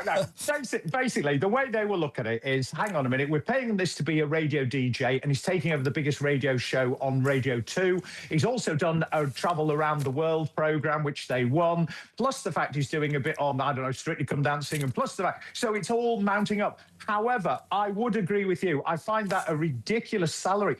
But what you've got to remember, when they say that this is the highest salary paid by the BBC, it probably isn't, because people like Graham Norton, although their salary will come in probably less on the BBC payroll, he has his own independent production company. And that salary, which is built into the fee that the BBC will pay to have the programme made, like the Graham Norton show, will not be included in the overall figures. So he'll be on a hell of a lot more. But I do find, because I know what I used to get paid 30-odd years ago at the BBC, my goodness me, it was, that's an eye-watering sum. A lot of other, as you say, I mean, there are people like Claudia. If you work on Strictly Come Dancing, we don't get to find out what they earn, because that is a programme made by BBC Studios, as opposed to the BBC Corporation. So there's this kind of technical difference, which means we don't have to find out how much Claudia Winkleman earns, but my guess is it's probably more than what Scott Mills used to earn. Sorry to interrupt you, but interesting enough with the Scott Mills thing, I mean, that was a story that exploded for 2 weeks and has disappeared. I am right, I think, in saying that he's seeking, remuneration from the BBC for unfair dismissal, because the allegations were made and then the story seemed to die. And if you think that you were at the pinnacle of your career with that particular organisation, earning that sort of money, and then the thing is just taken away from you when you've been upfront and honest and you've told the police, you've told your employer that this happened and actually there was nothing to answer, then there's something very strange about that story. Just a few more incomes. Mark Chapman, the football presenter, £335,000. Gabby Logan, £290,000. Kelly Cates, £215,000. Laura Kunsberg got more than £400,000. Justin Webb on Radio 4 Today got £375,000, and so on and so forth. I mean, Justin Webb, don't get me wrong, a lot of time he's a great journalist, but he's a radio presenter on a radio programme. On what planet does that command a salary of £375,000? Well, he's not even the main presenter, he's just one of a few. Yeah, to a certain extent, though, presenting radio can be more difficult than presenting television, because we're relying solely on your voice and the quality of your interviewing. However, you do have to say to yourself, at what point, how did you go from being employed at the BBC and then leaping to these astronomical fees, when the argument will be, but if I was in the private sector, if I went to work for ITV, Channel 4, 5, whoever, I would be earning a lot more, as that's what the management say about a lot of the people that are in senior management. Well, there is a bit of me that says, go on then. That's not true. The thing is, Adrian, that is not true. The BBC pays astronomically more than the commercial sector. Everybody knows that. Justin Webb, don't get me wrong, you know, if you can get 375 grand a year for doing a radio show, good luck to you. But there's no way he's getting that from LBC. And I think I can say with my hand on my heart that it's unlikely he'd get that at Talk either. Oh, come on, Kevin. We know what you're earning. I wouldn't get out of bed for that kind of money, seriously. No, but, I mean, the BBC pays over the odds to these people, as I say. I don't want to hear BBC bosses go, oh, we're so short, you know, we haven't got any cash. They get £3.5 billion a year from TV licensing, and they pay pop DJs £250,000 a year. So, and I think when people sort of say, but we have to recruit the best talent, well, there's an awful lot of undiscovered talent out there that actually is crying out for an opportunity. And as people will say, wouldn't it be nice to see a few new faces on occasions, and actually would be paid probably a tenth of that salary? Yeah, indeed. So apart from the salaries, Adrian, got to talk. This is the more important bit, really. The chairman of the BBC, Dr. Samir Shah, wrote in his report serious broadcasting errors by the BBC, including the airing of the punk band Bob Vylan's Death to the IDF chant at Glastonbury.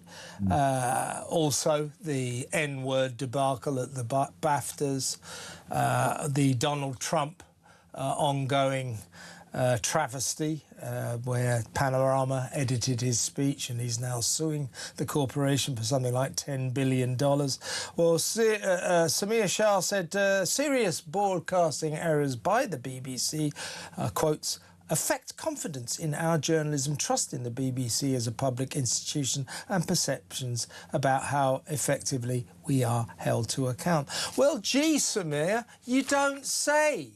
How about you stop making these terrible mistakes? I don't think there's any other broadcaster out there now, national broadcaster, who could come up with such a litany of howlers over the past 12 months. Why is the BBC so prone to these ludicrous, massive mistakes? Well, I think it's because it's a massive organisation putting out, you know, thousands of hours of broadcast material. But when it comes to something like, you know, Death to the IDF or whatever, you know, that was broadcast over hours at Glastonbury. And to this day, I cannot understand how that was allowed to go out. And then to be repeated later on is surely to God, somebody somewhere sat there and went, actually, I'm not sure this should be broadcast. I am told, because I have a friend who works in that very department, that actually there was a little bit of, you know, discussion, a few rap knuckles, but nobody lost their job. Nobody was sort of hauled in front of the, you know, DJ or whatever, or DG. And the truth of the matter is there are always going to be mistakes, and it's how you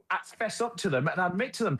I tend to get the impression on many occasions the BBC would rather just dust it under the carpet and hope that no one noticed. As for the Donald Trump one, it is important to say, in my opinion, that was an independent production company that made that programme on behalf of Panorama. But it's a bit BBC's job to make sure that what they're receiving, what they're broadcasting is above board, and they clearly didn't do that. Yeah, well, there would have been an oversight, a producer that would have gone along and watched the edited version and given it the OK. And I believe Deborah Turnus, the then head of news, did just that.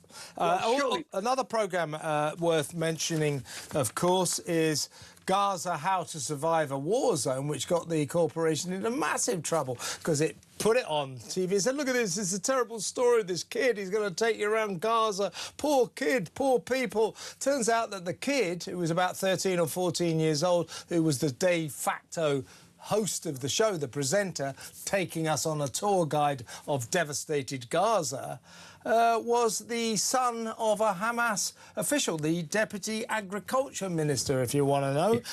And they didn't mention that. Massive problem, massive mistake. That shows sloppy journalism just in terms of doing all your recces and briefings and talking to the right people. But am I right in saying that that very documentary was shown some months later on Channel 4, or have I got that completely wrong?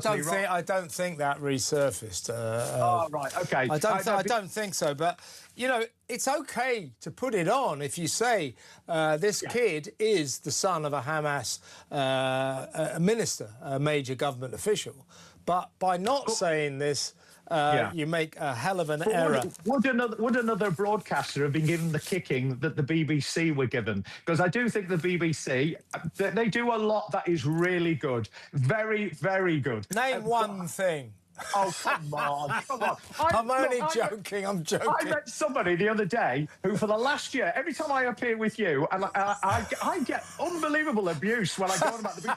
It's the O'Sullivan effect. I'm sorry, Adrian. You know. I haven't worked for them for 30 years, but every time I get abuse, you go, who is that idiot? Who is that Alan Partridge figure that came on and talked about paying your licence fee? I've got a friend where I live, and he went, I never watch the BBC. I hate the BBC. I'll never pay my licence. I saw him this week, and he went, have you been watching the tennis?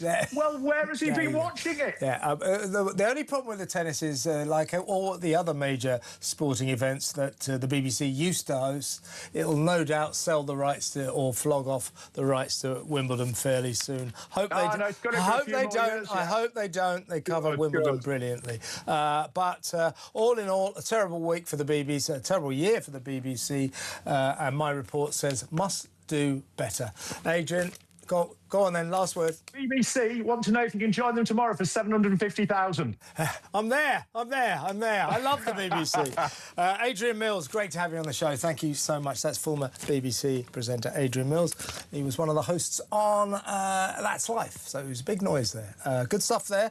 Next up, we're going to return to the theme of the viciousness of the left.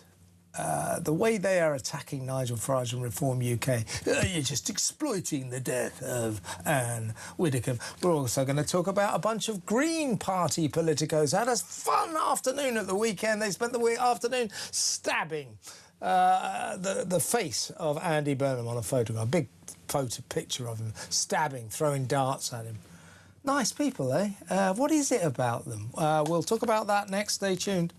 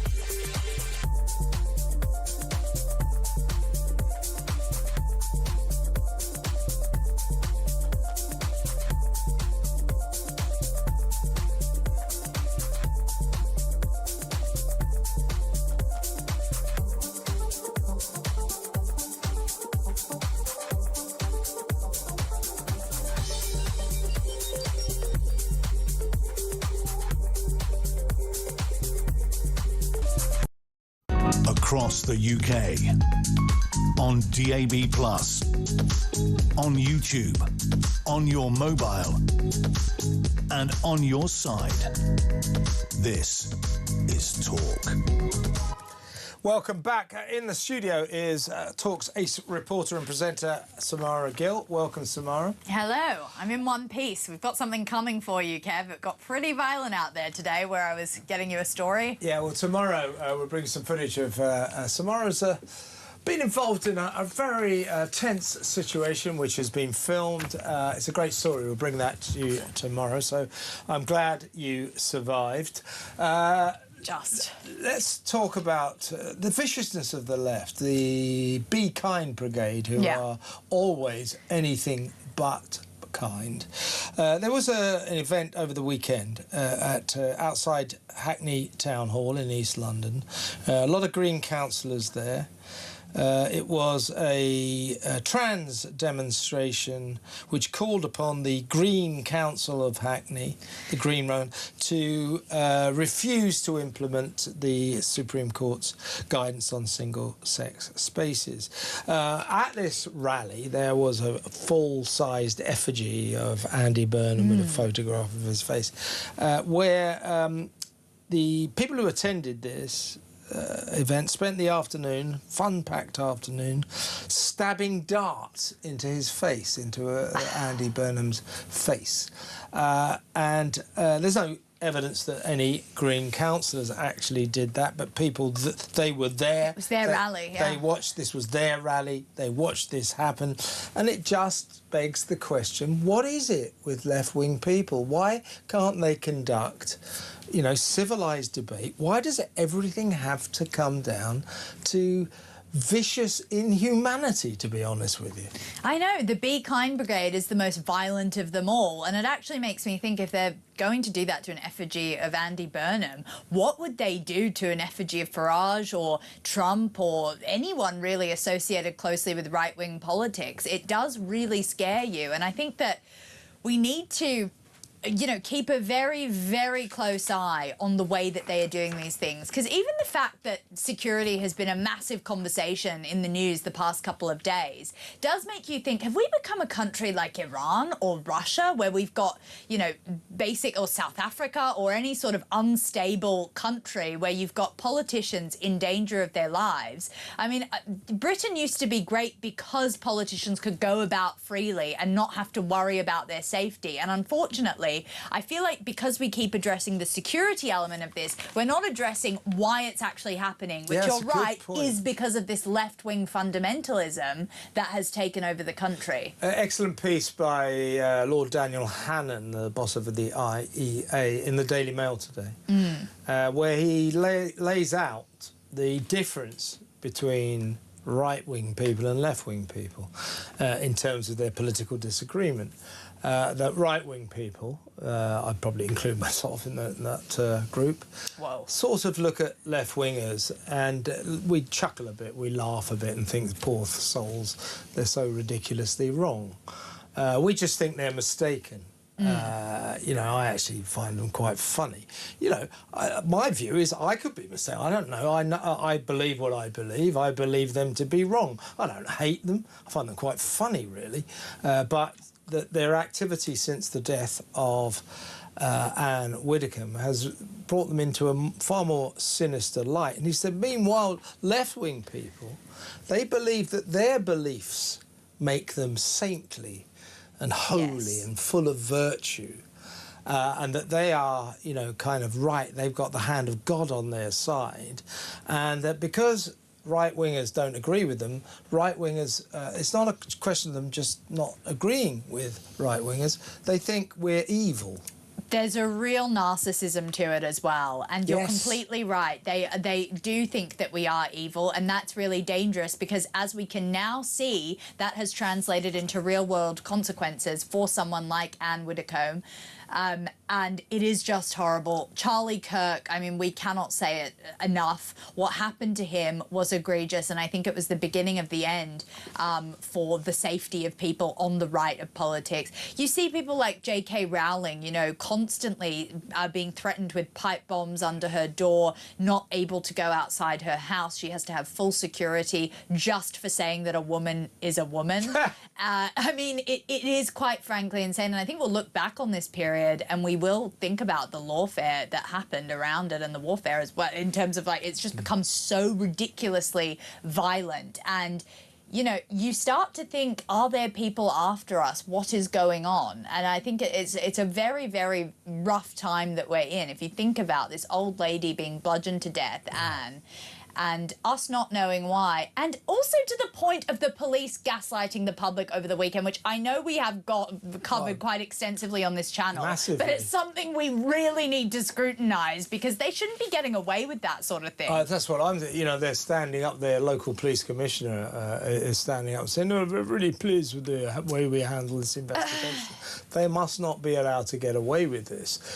You know, the head of the counter-terrorism squad just said on TV, you know, I've got the quote here, said, "Please think before sharing misinformation." Very good advice. Let's hope Devon and Cornwall police take it and don't spread misinformation again. 100%. They didn't know. They had no idea whether or not Ann Widdecombe's murder was politically motivated or terrorism, and yet they said, doesn't look like it. Why? If they didn't know, why did they say that? It has been a shambles, and I honestly, I mean, this is just my view, but I do think there was some sort of unconscious bias involved where they thought, oh, it's just, you know, she's just a spokesperson for reform, she's just an older woman. This couldn't have possibly had anything to do with her views towards trans rights, towards gay rights, her Christian beliefs, her Catholic beliefs, and the way that she led her life, and how she was a very a politician of conviction, and she was in the mainstream media as well. I mean, I think it's actually quite ignorant of them not to pursue those paths immediately, because when I heard about the murder, that's the conclusion that I went to straight away. Yeah, they essentially, Devon and Cornwall police were asking us to believe that some guy from Rotherham got in his car, went on a 300-mile joyride, and somehow accidentally ended up at the address of, you know, the most famous woman in British politics, famous on TV as well, and that excursion ended in unexpected accidental tragedy. It's like a dark comedy, seriously. Yeah. It really is. It's like, who done it, you know? And that's the sick part of this all, is that I think there is a little bit of an ignorance from the police towards how threatened the right wing is and can be, and just how horrible it can end for some. Yeah, and you mentioned about threats to the right, which are clearly coming from the left. It's only been revealed today that this year alone, on one social media site, Twitter, X, Nigel Farage has received more than 500 death threats this year alone. So by the end of the year, it's probably going to be over 1,000. You know, and the left, you know, are trying to laugh off Nigel Farage, saying we've got a problem here. We've got a problem of his security and protection, all the other Reform UK MPs. And what did the Labour safeguarding minister Natalie Fleet say? Oh, I'm so sick of the faux outrage. You know, Natalie Fleet's got this kind of Cruella de Vil hairdo, this big white sort of streak in her black hair. Kind of appropriate, I would have thought. Yeah, I was going to say, yeah, very apt for the type of woman that she is. And as you pointed out yesterday, someone who's meant to be the safeguarding minister but voted against a grooming gangs inquiry. Yeah, didn't want a rape gang inquiry. Yeah, didn't want she's that. in charge of safeguarding women now. She's got a glittering record. Good, yeah, she's the right woman for the job, yeah. Yeah, I mean, these... And I'm a billionaire. These are a bunch of people who, you know, describe reform as a threat to democracy, shocking, anti-British, they say. They have these very sort of doomsday versions of what a reform government would look like. And all this constant rhetoric does contribute to a culture of total fear and can lead to hysteria in some people. I think that's what we got. I think when you look at young men that can get very easily radicalised in that position, we need to talk about it. But we don't talk about the radicalisation of the far left enough. That's the problem. We focus a lot on the far right, or at least the government would like to focus on the far right. Yeah. I can't really think of an attack in the far right direction that I can think of in recent memory that's been extremely notable towards a politician. So I think the government really needs to shift focus. I love that. A few years back, wasn't it, the top police officer said the biggest threat of terrorism in this country comes from the far right. Please. No, it doesn't. It comes from Muslims. It's a fact. Well, just looking at the terror... huge statistical fact. Terror watch list is 78% Islamic fundamentalism. Exactly. And, of course, a lot of Muslims are very peaceful people. We're not pointing the finger at the vast majority of Muslims, but the fact of the matter is that most terrorism in this country is committed by Muslims. And Muslims would like to see... It's not the far right. Well, when Keir Starmer banned the IRGC just a couple of days ago, why didn't he ban the Brotherhood as well? There are a lot of Muslims that would like to see that banned in this country because they are fearful of it and living under it. And why did he take so long to do it? Very strange. Samara Gill, great to have you on the show. Thank you so much. Let's go to break. When we come back. Sun Sport, let's find out what's going on at Camp England ahead of the semi-final clash against the old enemy Argentina. That next, stick around.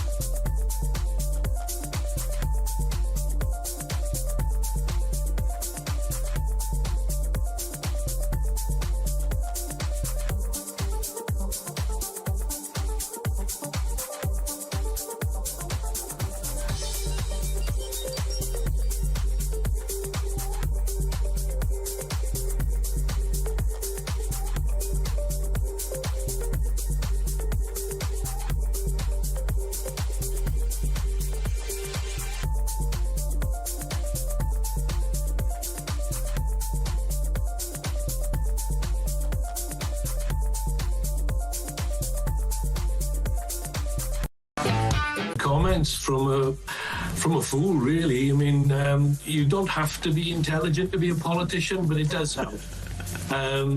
You know, if he's going to talk about it, he needs to, if he's going to make historical references, he needs to read history correctly. Argentina weren't even a country as when we occupied the islands. They were called the Nation of States.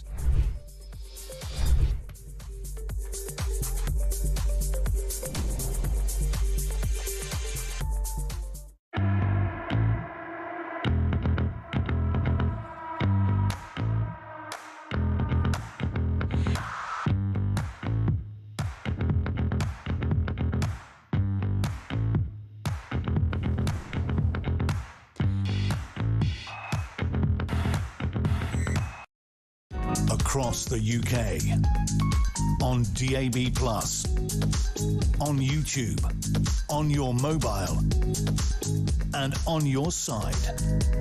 This is Talk. Welcome back. Let's go over to the Suns' tactical supremo, Dean Scoggins. He's over there in New York ahead of the semi-finals. Dean, welcome to the show.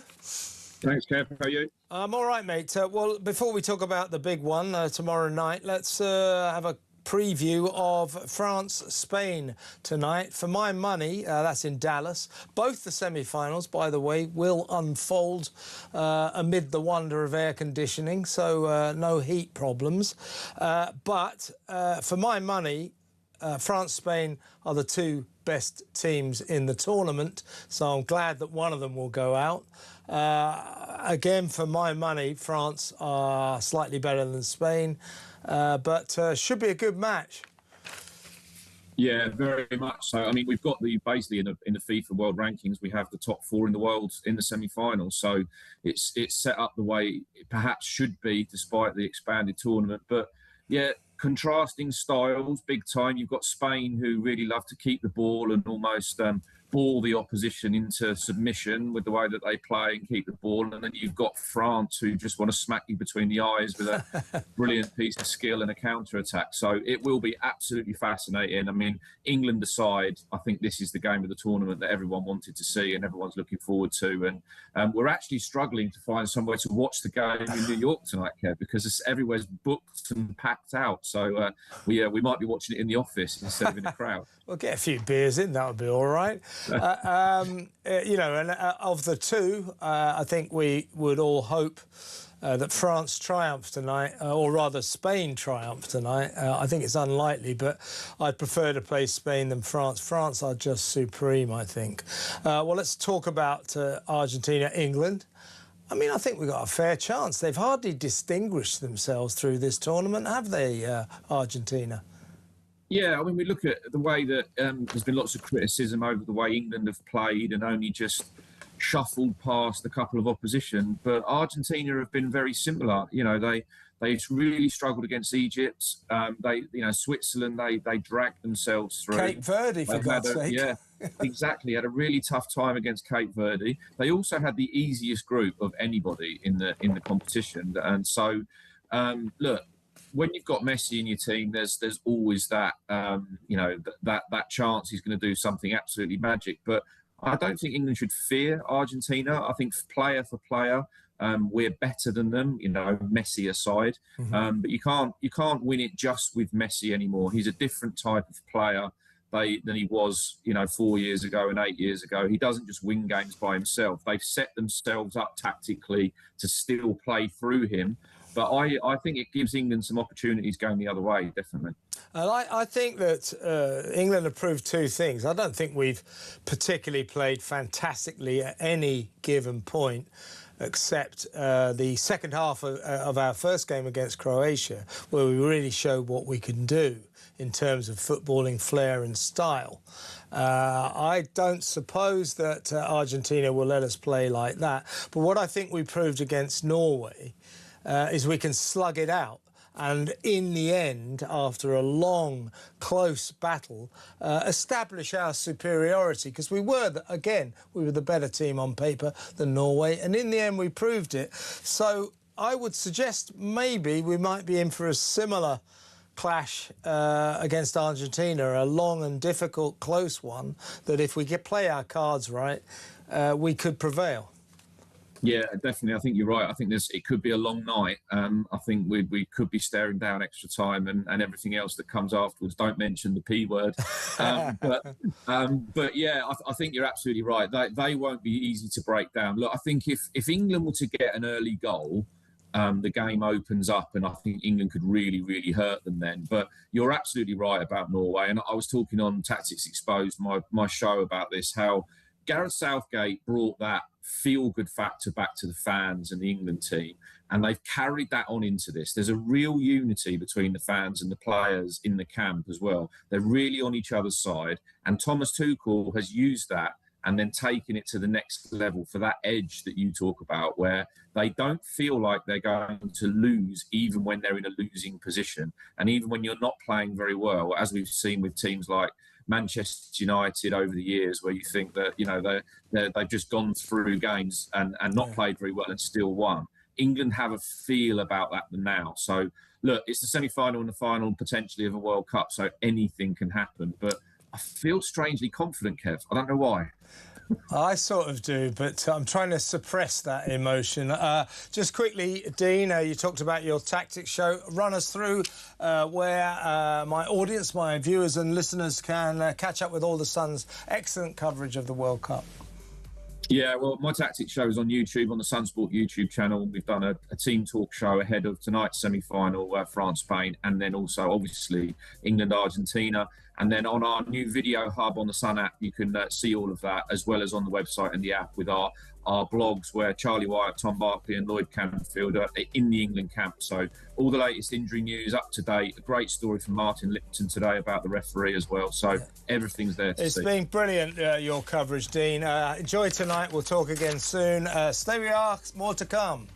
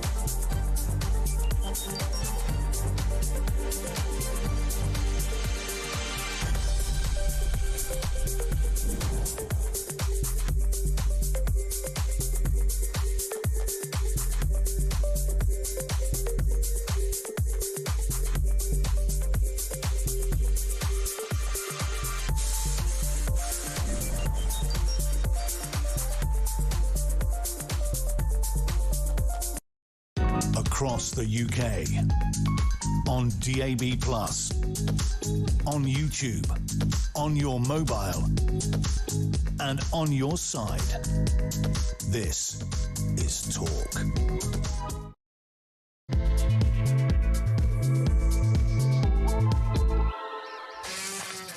Welcome back. This is the final hour of this eventful edition of Drive Time. In a little while, I'm going to be talking to John Boothman, the political correspondent, our go-to man in Scotland. He's the political correspondent of the Times and Sunday Times. Nicola Sturgeon says she doesn't have to prove her innocence. She's refusing to release her police statement about her husband, Peter Murrell's embezzlement, his theft of £400,000 from the Scottish National Party. She says she doesn't have to prove her innocence. Yeah, Nicola, but you could at least try. You know, and the way you're going, you might have to prove your innocence fairly soon. She is looking more and more ridiculous, enough to make you go drinking at a London restaurant, isn't it?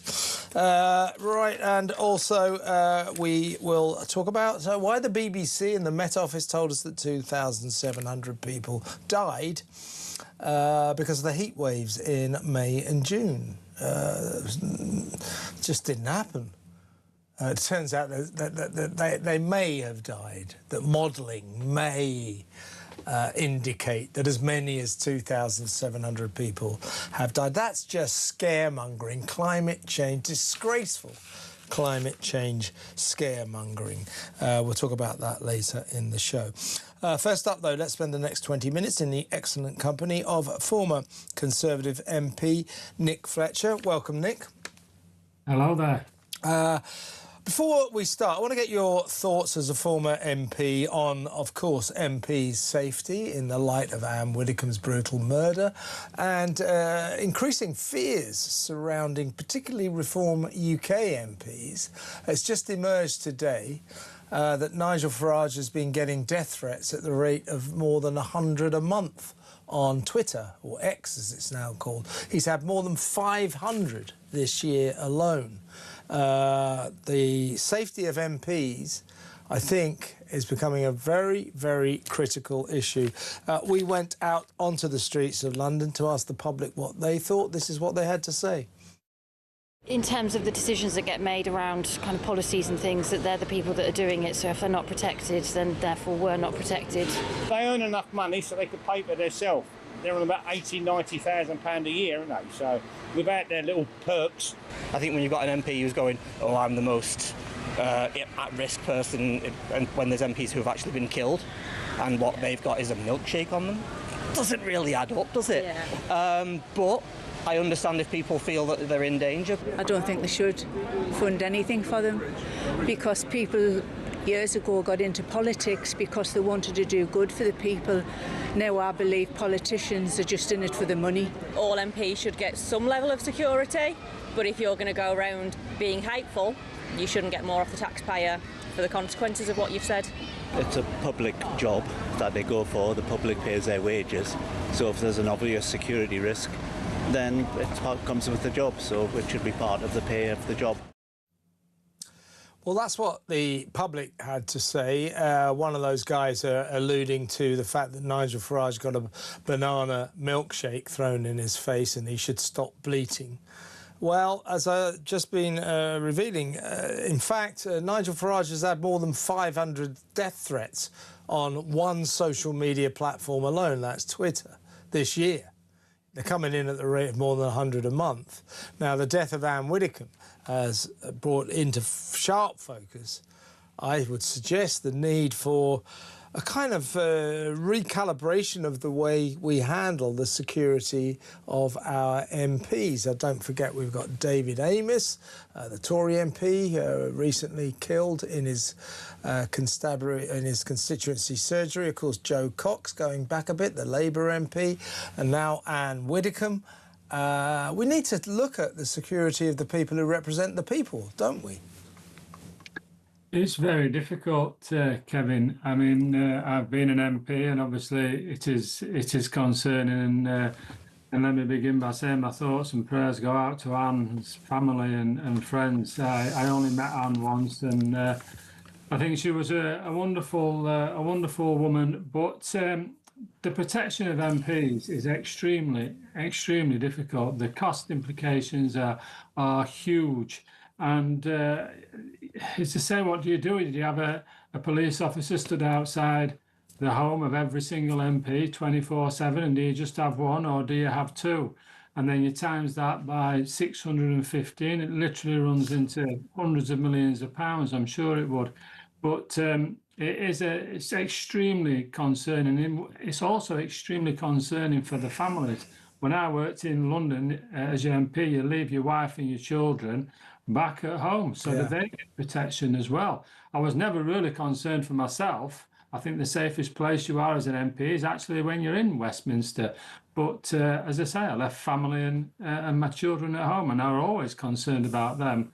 But yeah, it's extremely difficult. I don't know what the answer is.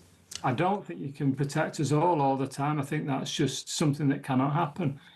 Yeah, that's because the Speaker of the House, Lindsay Hoyle, who I think, his heart is in the right place on this. He's very concerned about MP safety, but he actually said, all MPs should be treated the same when it comes to protection and security. That's ridiculous. That's ridiculous. You have to, for example, I don't think there's any doubt that probably the number one target of all MPs is Nigel Farage. Of course, prime ministers and cabinet ministers get round-the-clock protection. But in terms of less prominent MPs, you can't just say they're all the same. They're not. And that perhaps is the way we ought to look at it. Who are the most at risk? And we give them the security they need appropriately. It's also the position that they hold as well. I mean, obviously, for the country to be stable, if a prime minister or if a home secretary or a foreign secretary were attacked, then that has massive repercussions across not just this country, but it can have it across the world too. So, yeah, I know people don't like to hear this, but different people will require different levels of security. And backbenchers, I think, it's an extremely difficult job. They can be careful themselves. I mean, I never told anybody where I was going. I always told them where I had been, which I think is one thing that you should always try and do. And I always kept my wife and my family off my social media and never included them in anything. So I think there's sensible precautions that we can take. But for what happened last week, I don't know if you can ever prevent that. If there's some nutter out there that wants to commit an horrific act like that, I just don't know. I just don't know what anyone can do. So random to pick on poor old 78-year-old Ann. I mean, that's disgraceful, isn't it? Just in itself, that. I mean, as I say, a 78-year-old woman, and they go and do that. I mean, what kind of individual are they to do that? It doesn't bear thinking about. Let's do a few political stories, if you don't mind, Nick, because we've been concentrating all day on the police fiasco down in the West Country. I think we've covered that story, but what do you make of the fact that looks as if Ed Miliband, Crazy Ed, the Net Zero Secretary, the Energy Secretary, he's passionate. His passion, deep-seated passion for the environment. Well, it's only to an extent because, his deep-seated commitment to the environment meant that he banned all drilling in the North Sea, oil and gas. No, that was bad for the planet. Wouldn't have that. When it looked as if he could get the job of Chancellor of the Exchequer, if he kind of softened his tone a bit on North Sea oil, he suddenly announced, I am going to allow drilling in the North Sea after all, so that Andy Burnham can say I can be the Chancellor. Yeah, those principles that he always boasted about, well, it turns out they were for sale. Big surprise. We've known what Ed Miliband's like in Doncaster for decades, and he's just shown his true colours. I always say the country follows what Doncaster's been suffering for decades, and he's just a shining example of this. He will literally do anything he can so he can get that job as Chancellor. And as I say, once he's in as Chancellor, watch Andy Burnham's back, because he'll be after Prime Minister again. He's tried once. We know he's always had that ambition there. I believe the only reason why he stood in Doncaster is because it was a safe Labour seat. Never cared about the people in Doncaster, only ever concerned about his career, and that's what we've suffered in places like this for years. And there you go, perfect example, Mr. Net Zero himself, and there you have it. As soon as there's a chance at a top job, there you go. All these principles just washed by. Let's drill, baby, drill. Yeah, exactly. Can I be Chancellor, please? This is obviously to sell Ed to not only the government and other politicians, but also to the city, to the bond market. Say, no, you see, he's a pragmatist. He's not a complete nutcase. That is what they're trying to sell. Everybody sees through it. Everybody can see through this. Yeah, and if you're trying to sort of persuade people that Ed Miliband's not a total nutcase, good luck with that. Let's also talk about the COVID inquiry. They've come out with a report today saying that PPE, those protection safety measures, PPE failures left NHS staff poorly protected and wasted £10 billion of taxpayers' money. That COVID crisis, Nick, you would have been in Parliament then. I've got to say, it was a catastrophe. And I thought the government... I mean, I know that we were in territory that people didn't quite understand, but honestly, looking back on it, the way it was handled was just a travesty, an absolute travesty. There was in such a predicament, especially the Prime Minister Boris Johnson at that time. It was damned if he did and damned if he didn't with that, and it was an extremely difficult time. I did air my views often on the lockdowns. I didn't want us to be locked down. I also believe we should have locked down on risk assessments of individual people, and instead of locking down perfectly healthy people, I think that was a mistake. And obviously, we're reaping.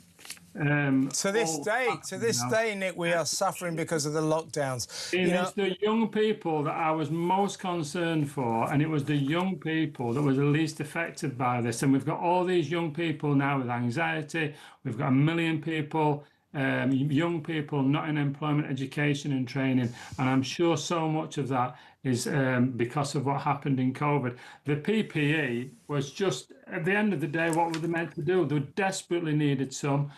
People came forward. Yes, an awful lot of it was substandard, billions of pounds wasted. But I looked into this, and you think, why were they not prepared? Why didn't they have more on the shelves? But it has sell-by dates on it. I mean, how can a paraffin dust mask go out? I mean, it just try. I mean, a paper overall. All these things have sell-by dates on them. It all just seems to be a complete rip-off. So they put PPE in stock, then they don't use it, so it goes out of date, so then they have to throw it away anyway. I mean, it's so difficult to manage. What we need to do with this inquiry is learn the lessons. If we just use it to attack the last government and everybody who made a poor decision, or everybody who wrongly or rightly made a few quid out of it, we will learn nothing. Yeah. We need to find out what went wrong and how we can prepare for anything like this again. And do you know, the inquiry is absurd because it refuses to look into whether or not lockdowns were a good idea. It only said its only mandate was to ask the question: did we lock down hard enough? Did we lock down early enough? Not should we have locked down at all. The answer to that question is, of course, we shouldn't. Lockdowns were the worst political decision in modern history, and as you said, Nick, we are paying the price to this day, economically, socially, culturally, educationally. They were a catastrophe. They were an appalling mistake, and everybody knows it. But the COVID inquiry is not going to sit in judgment about that. Absolutely absurd. Let me ask you also about this, the story we've been covering all day. We've got a little bit of footage of these town hall tyrants in action. This is Portsmouth Council, where at 9:30 a.m. this morning, 2 operatives arrived at this council estate, a block of flats, and started removing St George's Cross flags that had been hung out by the residents ahead of tomorrow's semi-final World Cup match, England against the old enemy Argentina. We've got footage of them being written down. If you're watching now, you can see it. Here they go, taking a flag down. We've got a comment from Portsmouth Police or Portsmouth Council suggesting that perhaps these flags are dangerous. Well, they're not. They're not a fire hazard. That's concrete and steel you're looking at there. Do you think they're going around Buenos Aires right now, local council officials, taking down Argentinian flags? What is it with this? It's a Lib Dem council, of course, Nick. You won't be surprised to hear. What's going on here? Why do they hate our flag so much? I've got no idea. Just literally, sometimes it just fails me what we see here. I just cannot believe it. Your own national flag. We must be the only country in the world that has to put up with this kind of nonsense from councils and from politicians. I mean, we must be. Who on earth pulls down their own flag? I mean, you just can't make it up. And yet we seem to be so happy to put up everybody else's flag. Palestinian flags. You can put as many as them up as you want. Apparently, Nick, Palestinian flags are not a fire threat, but the St George's Cross flag is. Let me just read you what the leader of Portsmouth City Council, Councillor Steve Pitt, as I say, this is a Lib Dem council. What a surprise. We understand residents want to show their support for England, and we're pleased to see the community getting behind the team. However, our fire safety policy, reinforced by Hampshire Fire and Rescue and Fire Safety Act, requires communal balconies to be kept clear of anything that could catch fire, spread fire or block safe access. This applies to all items placed on balconies, including flags and banners. We have consulted with Hampshire Fire and Rescue, and they agree with our approach to keeping communal balconies clear in the interests of fire safety. Residents are welcome to display flags inside their homes, gee thanks, such as in a window where they can still show their support while helping to keep everyone safe. Now, if you look at that flag being removed, that is a concrete balcony with steel railings. Can you see any fire risk there, Nick? I'm damned if I can. It's just an excuse. I'm sure most of the time it's just an excuse. I know there'll be a policy there somewhere, and I know there'll be somebody who's got to sign something away on this. But you know and I know that these things are so often brought about, so often raised because of another issue, and then they use regulations that are in place as an excuse to bring them down. And that is what I believe is happening here. And it happens across the road. When people have put them on the lamppost, you can't. So it's a road regulation. Oh, we're not allowed to put things on the lamppost because people can't see. And as I say, there may be viable reasons why this is happening, but I know the people that are actually making the initial complaint are the ones that actually don't like our flag, because why would anybody else bother to think about it? Yeah, these people think that the St George's Cross flag is far right and racist. They do. And I'm going to say it right out flat. They're just making up this fire risk and nonsense. You know, they're the same people, I've been thinking about this, who say, well, we can't have England flags being flown off lampposts by the side of the road because that's dangerous and distracting to drivers. Well, as I said earlier in the show, I live fairly near central London. I have occasion to drive quite often down the Mall towards Buckingham Palace, which is always festooned in flags and banners flying everywhere. Am I taking my life in my own hands, risking life and death as I drive down the Mall? No, because I presume those flags, because they're not the St George's Cross flags, are not a fire risk and do not distract drivers. It's a load of claptrap, what they're saying. They just don't like our flags. God knows why. Nick, great to have you on the show as always. Good stuff. Thank you, mate. That's Nick Fletcher, former Conservative MP. Next up, We're going to revisit the increasing absurdity of the former Queen of Scots, Nicola Sturgeon. We'll talk to our man in Scotland, political correspondent of the Sunday Times, John Boothman, about her latest nonsense. That next. Stay tuned.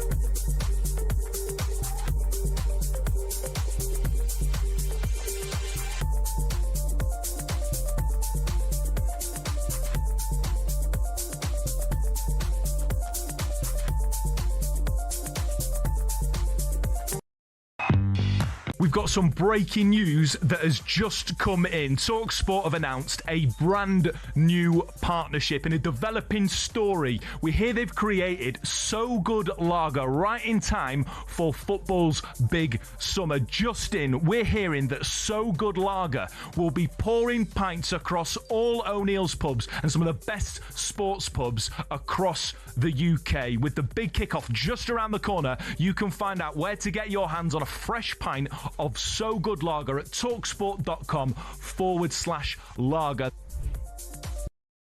Across the UK, on DAB+, on YouTube, on your mobile, and on your side. This is Talk. Welcome back. Let's go over to the excellent correspondent for the Sunday Times and the Times up there in Scotland, John Boothman. Welcome, John. How you doing, Kevin? Good to have you on the show. As always, you remain our go-to man north of the border. I want to talk about our favourite person, Nicola Sturgeon. Because she was interviewed for 10 hours by Police Scotland after the arrest of her then husband, Peter Murrell, who was later found guilty of embezzling £400,000 from the SNP. Because we now know, she said no comment to every question to Police Scotland. She responded, said, well, I did do that, but I also gave them a statement. So there's pressure on her now to release that statement, or at least tell us what was in it. She's refusing to do this because she says she has no onus to prove her innocence. Well, I suppose at this stage, legally, she doesn't have any onus to prove her innocence. But in the real world, it would be nice if she tried, wouldn't it? Kevin, the origins of this story are interesting because in the real world, 6 days after Peter Murrell's guilty plea, you'll recall that Nicola Sturgeon appeared in a Laura Kuenssberg interview where she said in that interview that she was happy to release the written statement she'd produced so long as there was no legal impediment to doing so. Now, nobody can see any legal impediment that would stop her doing so. Her lawyer today said she wasn't going to do that.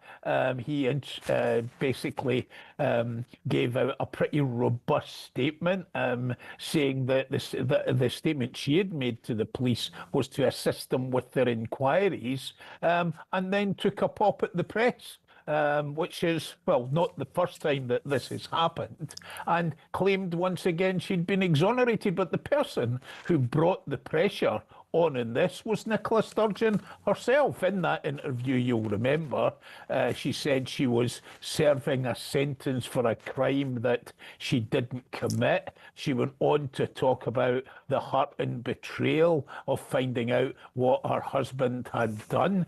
She claimed, as she has maintained throughout, that she had no knowledge nor suspicion of what he was doing and his misdemeanours. But as I say, she herself was the person who's brought this on. Now, it also emerged today that she gave that statement to police, I think, 6 weeks after that famous no-comment interview. And it was a pretty long statement, but in briefings, after Peter Murrell was actually sentenced to 5 years and 3 months for that £400,000 embezzlement, the police indicated that there were other areas that they wanted to ask her about, which really hadn't really appeared in the statement, the written statement that she gave to them. Yeah, I mean, let's just recap what we're talking about here.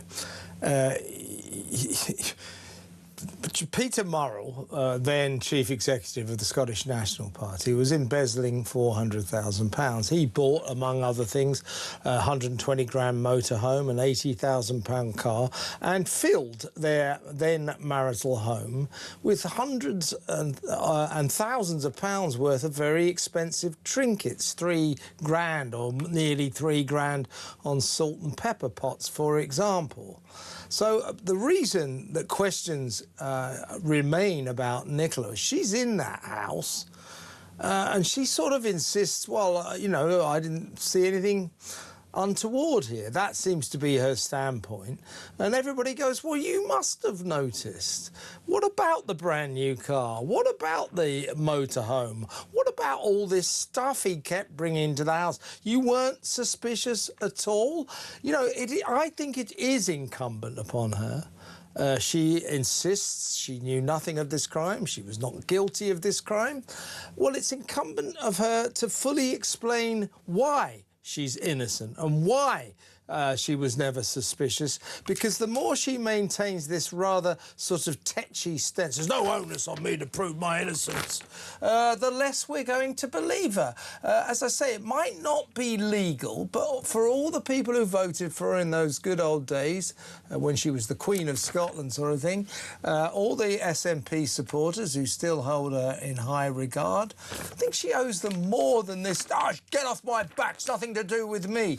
And by the way, John, the way it's going, she will have to prove her innocence, because Scottish Tories, among others, demanding a full inquiry into what happened here.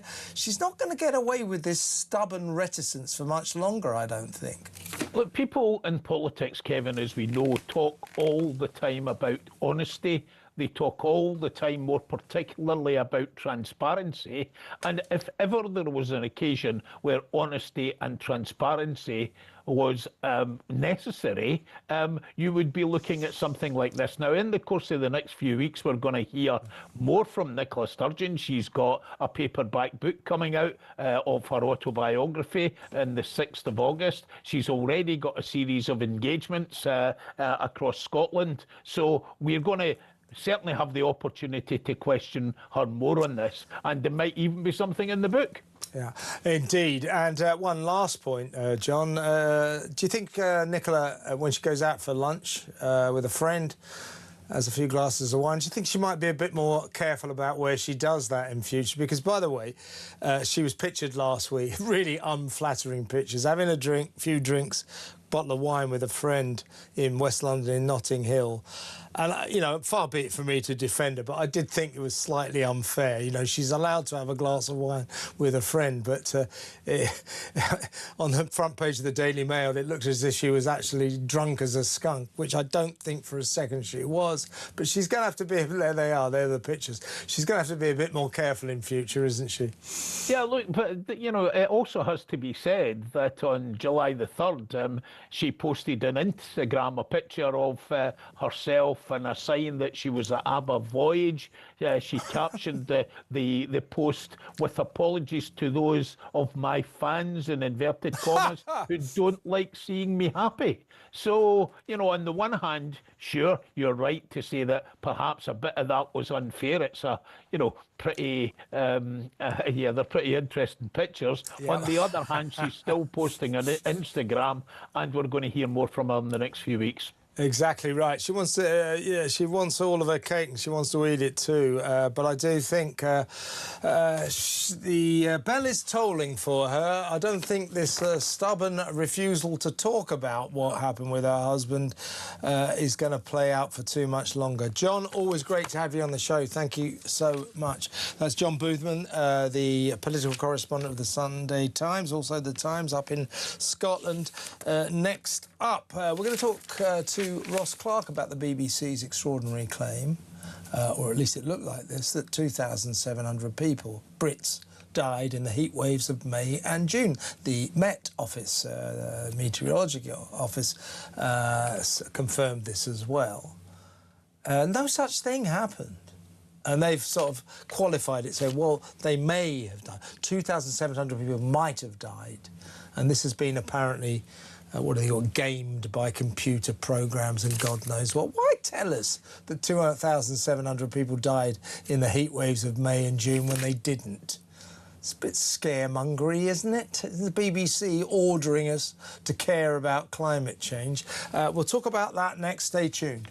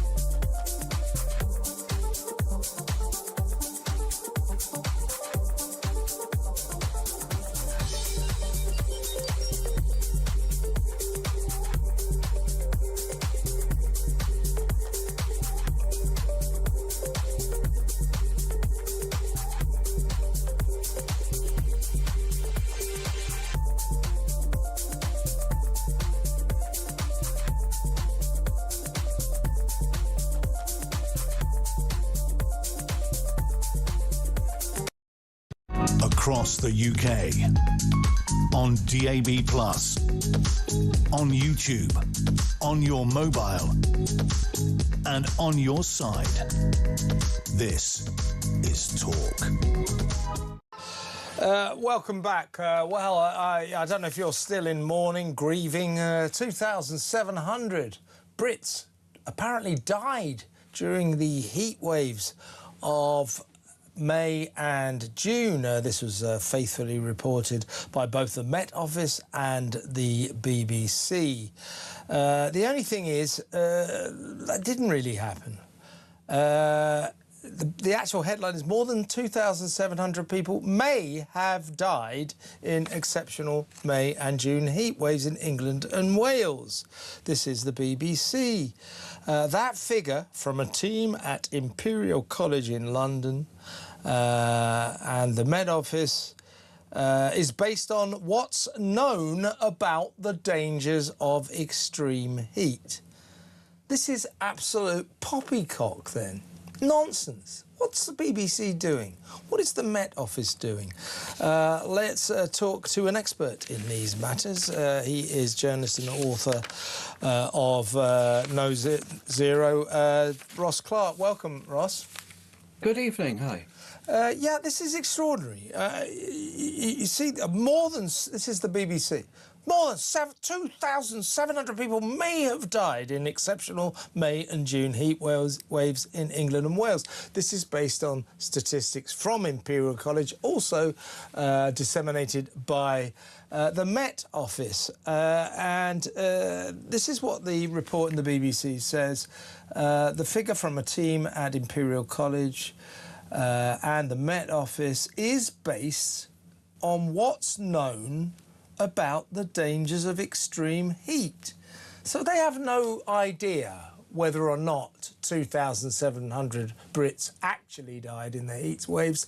They're just floating the notion so that we can all get very worried about global warming and climate change. That's outrageous, isn't it? Yeah, well, I mean, this is not a statistic. It's what's called predictive modelling. What they've done is they looked at the temperatures which were recorded in the heat waves in May and then again at the end of June. And they've looked at what, the number of excess deaths which have occurred in the past during high temperatures and said, well, this is the number of people we think probably have died as a result of the heat. So it's not a real figure. But the trouble is, it's very much at odds with the real world data. Now, the UK Health Security Agency does produce statistics, real statistics on what are known on mortality and what's known as excess mortality. Now, that concept is basically it's the number of people who have died in a particular week minus the number of people who died in an average of the past 5 years in that week. So, it's the sort of excess mortality, the extra mortality that occurred in 1 year than an average of the past 5 years. Now, they've published the figure for May, and what do you know? It says in the week of the heatwave in May, there was no excess mortality. That is the real world data for you. As regards the June heatwave, well, we don't quite have the final data yet because it takes a while to compile it, but the provisional data says there were 700 fewer deaths in that week than you would expect from the 5-year average. So, you could say the heatwave actually saved lives in that case. Well, I'm just reading more from this bizarre BBC report. Here's another paragraph. The study estimates that around 550 people died as a result of the heat between the 21st and 29th of May, and nearly 2,200 died between the 18th and 28th of June in England and Wales. Estimate. So basically what they're saying is, we reckon that about 2,700 people died because it was so hot. We don't know, but we reckon that's the case. This is just spreading scaremongering nonsense, isn't it? Well, you think, what is the point of guessing how many people died when you've actually got the real world data, which would tell you the answer. So, that gives the BBC the wrong answer, though, yeah? Yeah, well, exactly. It gives the wrong answer. That's the trouble. But this is part of a tendency we've seen over the past few years. It happened with Brexit. It happened with COVID. And so many people will seem to prefer, so many news outlets seem to prefer reporting predictive data, guesswork as it were, rather than the real data. We had all those terrifying scenarios presented to us after the Brexit vote, how the economy was going down the tube. And they were sort of faithfully reported, from sort of left-wing think tanks in line. They were faithfully reported on the Today programme day after day after day. And then when we had a bit of, genuine economic news on GDP growth or unemployment and so on, it was sort of, reported down the programme, if at all. And the same happened with COVID. You remember those? Of course, the modelling, yes, a day. And I mean, that was just a bit of predictive modelling like this. But by the time it was used, and it was used to justify the second of the lockdowns in November 2020, it was already out of date. It had already been proved wrong, and yet still, the government advisors presented this figure in order to justify this. It's ridiculous. Well, let's move on to something almost as ridiculous in terms of the ongoing heat wave.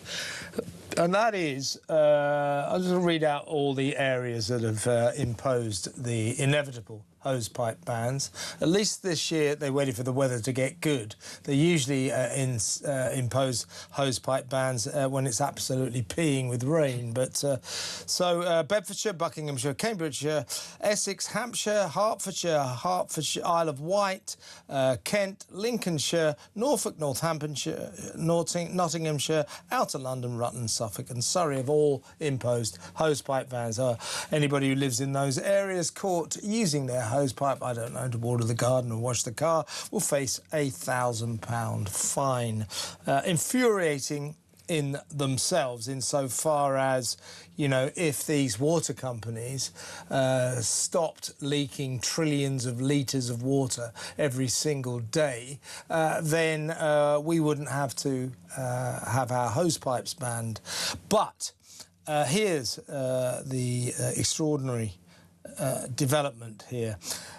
So millions of us are facing a £1,000 fine if we use a hosepipe in the recent ban. But if you're on benefits, it's okay. You can use your hosepipe. Thousands of families on Watershore, which is a government scheme that caps water bills, will be allowed to ignore the rules. So if you're on welfare and benefit, the hosepipe ban doesn't apply to you. You're allowed to use your hose, whereas those of us, who work for a living, who aren't on benefits, are not allowed to use a hose. Can you even begin to explain what that is all about, Ross? Well, at least we'll know who's on. At least we'll know who's on benefits, because they'll all have a lush garden, won't they? I know what I'm going to do. I know what I'm going to do. I'm going to start using my hose pipe, and when the cops turn up to impose a fine, I say, no, you don't understand. I'm on benefits. It's ridiculous. But I mean, the real background, of course, it's outrageous that you sort of introduce a hosepipe ban and then sort of exempt people on a total tariff. It's just, I mean, it's just ridiculous. It's a sort of, anyone who's benefits now is sort of been sort of elevated to the sainthood under this government, haven't they? They're sort of always protected from everything. They always get their benefits uprated by inflation at least. They can't have any penny chopped off the benefits bill. Don't forget they get we all have our income tax holes frozen, and the rest of it. And benefit claimers, people on welfare, get 90% discounts to go to places like the Tower of London, the London Zoo, so many, pleasure destinations give them huge discounts if you're on welfare. I mean, they're becoming the privileged class, aren't they, in this country? Well, they are, yes, and in many cases, I mean, in reality, they're better off than people who are working for a living, because you add up the total number of the benefits and the perks and so on, you can be far better off if you're actually on benefits. But the background to the water story, we sort of stop looking at it for a minute as a sort of battle of people on benefits versus not on benefits. I mean, we shouldn't have a hosepipe ban. The reason why we've got one is because water companies have failed to invest in reservoirs and other infrastructure. We have not had major new reservoir constructed in this country since Kielder Water in the early 1980s. Why? Because these water companies, they find it so much easier to ration water than they do to invest in infrastructure to keep it going. Now, we've had a dry spell, but we remain a very damp country, really. There is plenty of water going down. In June, over the month of June, actually, where I live in East Anglia, was actually quite wet because we had about 10-day period in June where it never stopped raining. So, what happened to all that water? I'll tell you, it's just so bizarre. But in terms of the, people on benefits allowed to use their hoses while the rest of us aren't, the way we're going in Britain, it's fairly soon going to be utterly socially unacceptable to be employed. And those of us who do work will have to keep quiet about it. Otherwise, we won't be allowed into polite society. Ooh, have you seen that person? He's got a job. That is modern Britain for you, Ross. Great to talk to you, as always. The brilliant Ross Clark there, economist and author. Why do people on benefits allowed to use hoses where the rest of us can't? Any idea? 0344 499 1000. We're going to take some of your calls next. Peter Cardwell will be in a few minutes to let you know what he's got lined up for you between 7 and 10 p.m. So much still to come. Stick around. We'll be back in a minute.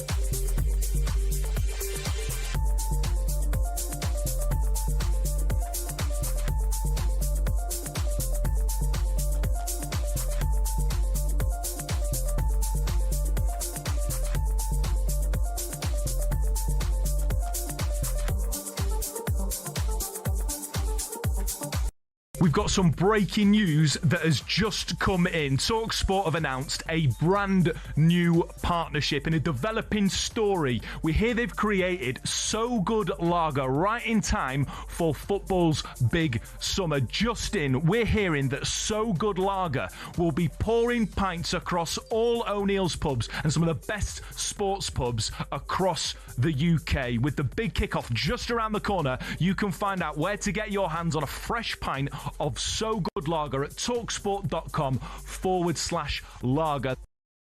Across the UK, on DAB+, on YouTube, on your mobile, and on your side. This is Talk. Welcome back. We've got a voice note from Stuart on the flags down in Portsmouth. I was in Berlin the week before last, and my friend I went to see from Azerbaijan told me that round where he is there, they don't like to see the German flag as well. It isn't just the UK, unfortunately. It's other progressive, inverted comma, countries and areas that seem to prefer LGBT and all the other, European flags, this kind of thing, or Palestinian flags, which I saw over in Berlin as well, rather than their own. It's a slow death of Europe.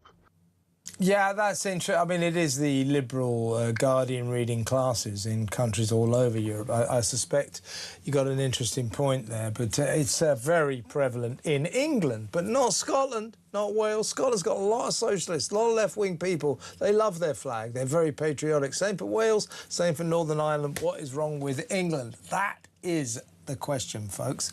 This is a few messages, texts and WhatsApp messages.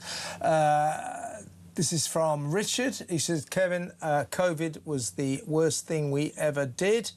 When we listened to the government. What a scandal. Yeah, the government were useless, absolutely screwed it up, ruined this country. They really did. Suze says, hi Kev, I'm 70 and I'm planning to help reform campaign on Thursday. I live alone. My son has pleaded with me not to go. This is what these murderous psychopaths on the left want. So I have to go. Well, you're very brave, Suze, but be careful. This is not a joke. Do be careful.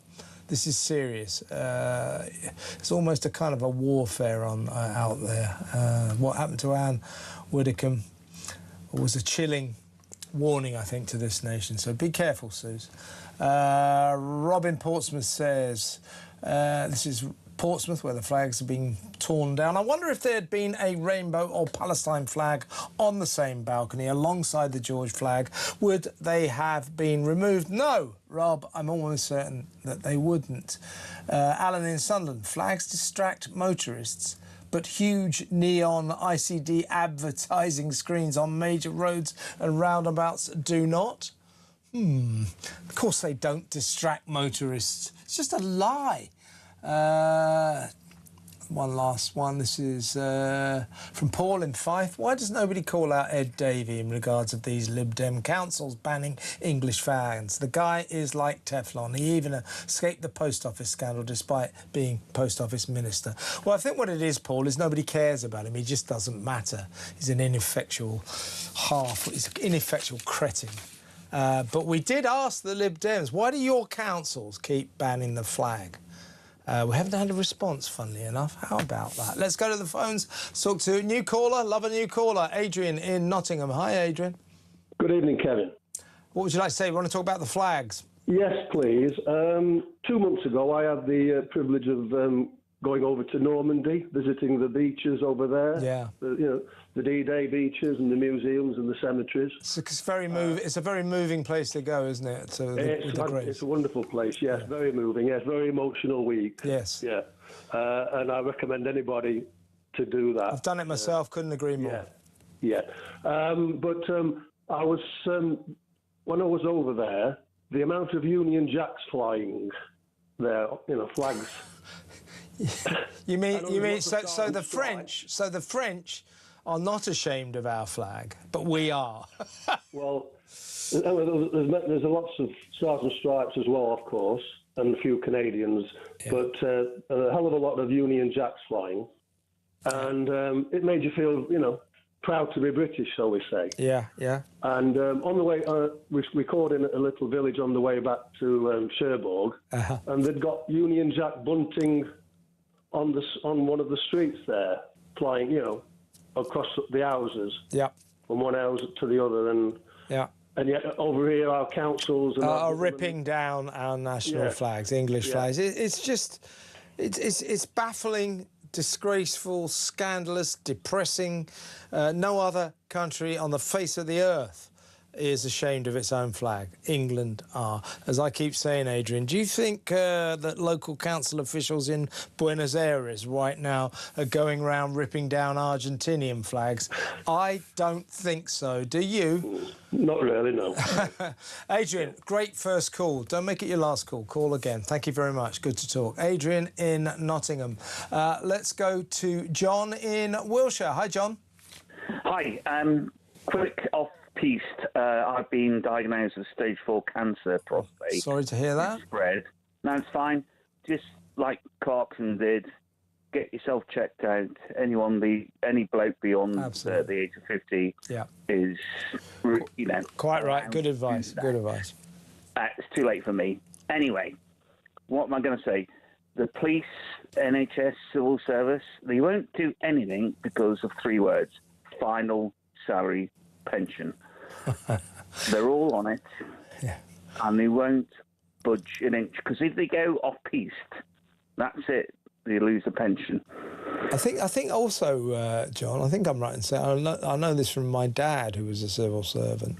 I don't know if it's still the system, but when he retired, he got this sort of final salary pension, but it was also index linked, so it was linked to inflation. So he retired, lucky sod, at the age of 60, more than I managed to do. But anyway, he by the time he died, he was 85. He was earning, his pension was something like about 3 times more than his final salary due to inflation. So I don't know if they still get that, but the civil service, the police, they get these fantastically generous pensions. And you're right, they don't want to lose them, do they? No, absolutely, they won't do any. I mean, I left the forces at 40, okay, and now I resigned my commission over Iraq, effectively. I was a squadron leader. And that's all because I'm not working anymore. I get $2,000 in the bank a month, which I think actually... Is that from the Army? Is that from the Army, yeah? The Air Force. The Air Force, OK. Yeah. So, but I think I earned that, to be honest with you. Yeah, absolutely. Couldn't agree more. I mean, and I wouldn't begrudge coppers or even civil servants their pensions, but their pensions, them being the public sector, their pensions are almost grotesquely generous. And in the end, we who toil in the private sector have to pay for it through our taxes. So enough, I think. But you're right, it does breed generations of timid coppers and or top coppers anyway, and timid civil servants who don't want to frighten the horses. They just want to get to the end of their term and then they can claim their massive pensions. So it's pernicious in a number of ways. I think you're absolutely right. Listen, John, all the best, mate. I hope you're OK. But thank you very much for ringing. Call me again. Good to talk. John in Wiltshire. Let's talk to Joan in Sunderland. Hello, Joan. Hello. About protection for MPs. Yeah. First of all, let me say about Ann Widdecombe. Yep. 2 things which I admired about that lady. 1, her faith. The second, the love she had for her country. Yeah, well said. MPs, I don't know how we're going to do it regarding protection for the whole lot of them. Can't afford it. We just can't. And when Lindsay Hoyle, Joan, the Speaker of the House, said, oh, well, every MP has to be treated the same when it comes to protection. No, that's ridiculous. You know, Nigel Farage is at much more risk than the average MP. We have to assess every MP and give them protection accordingly.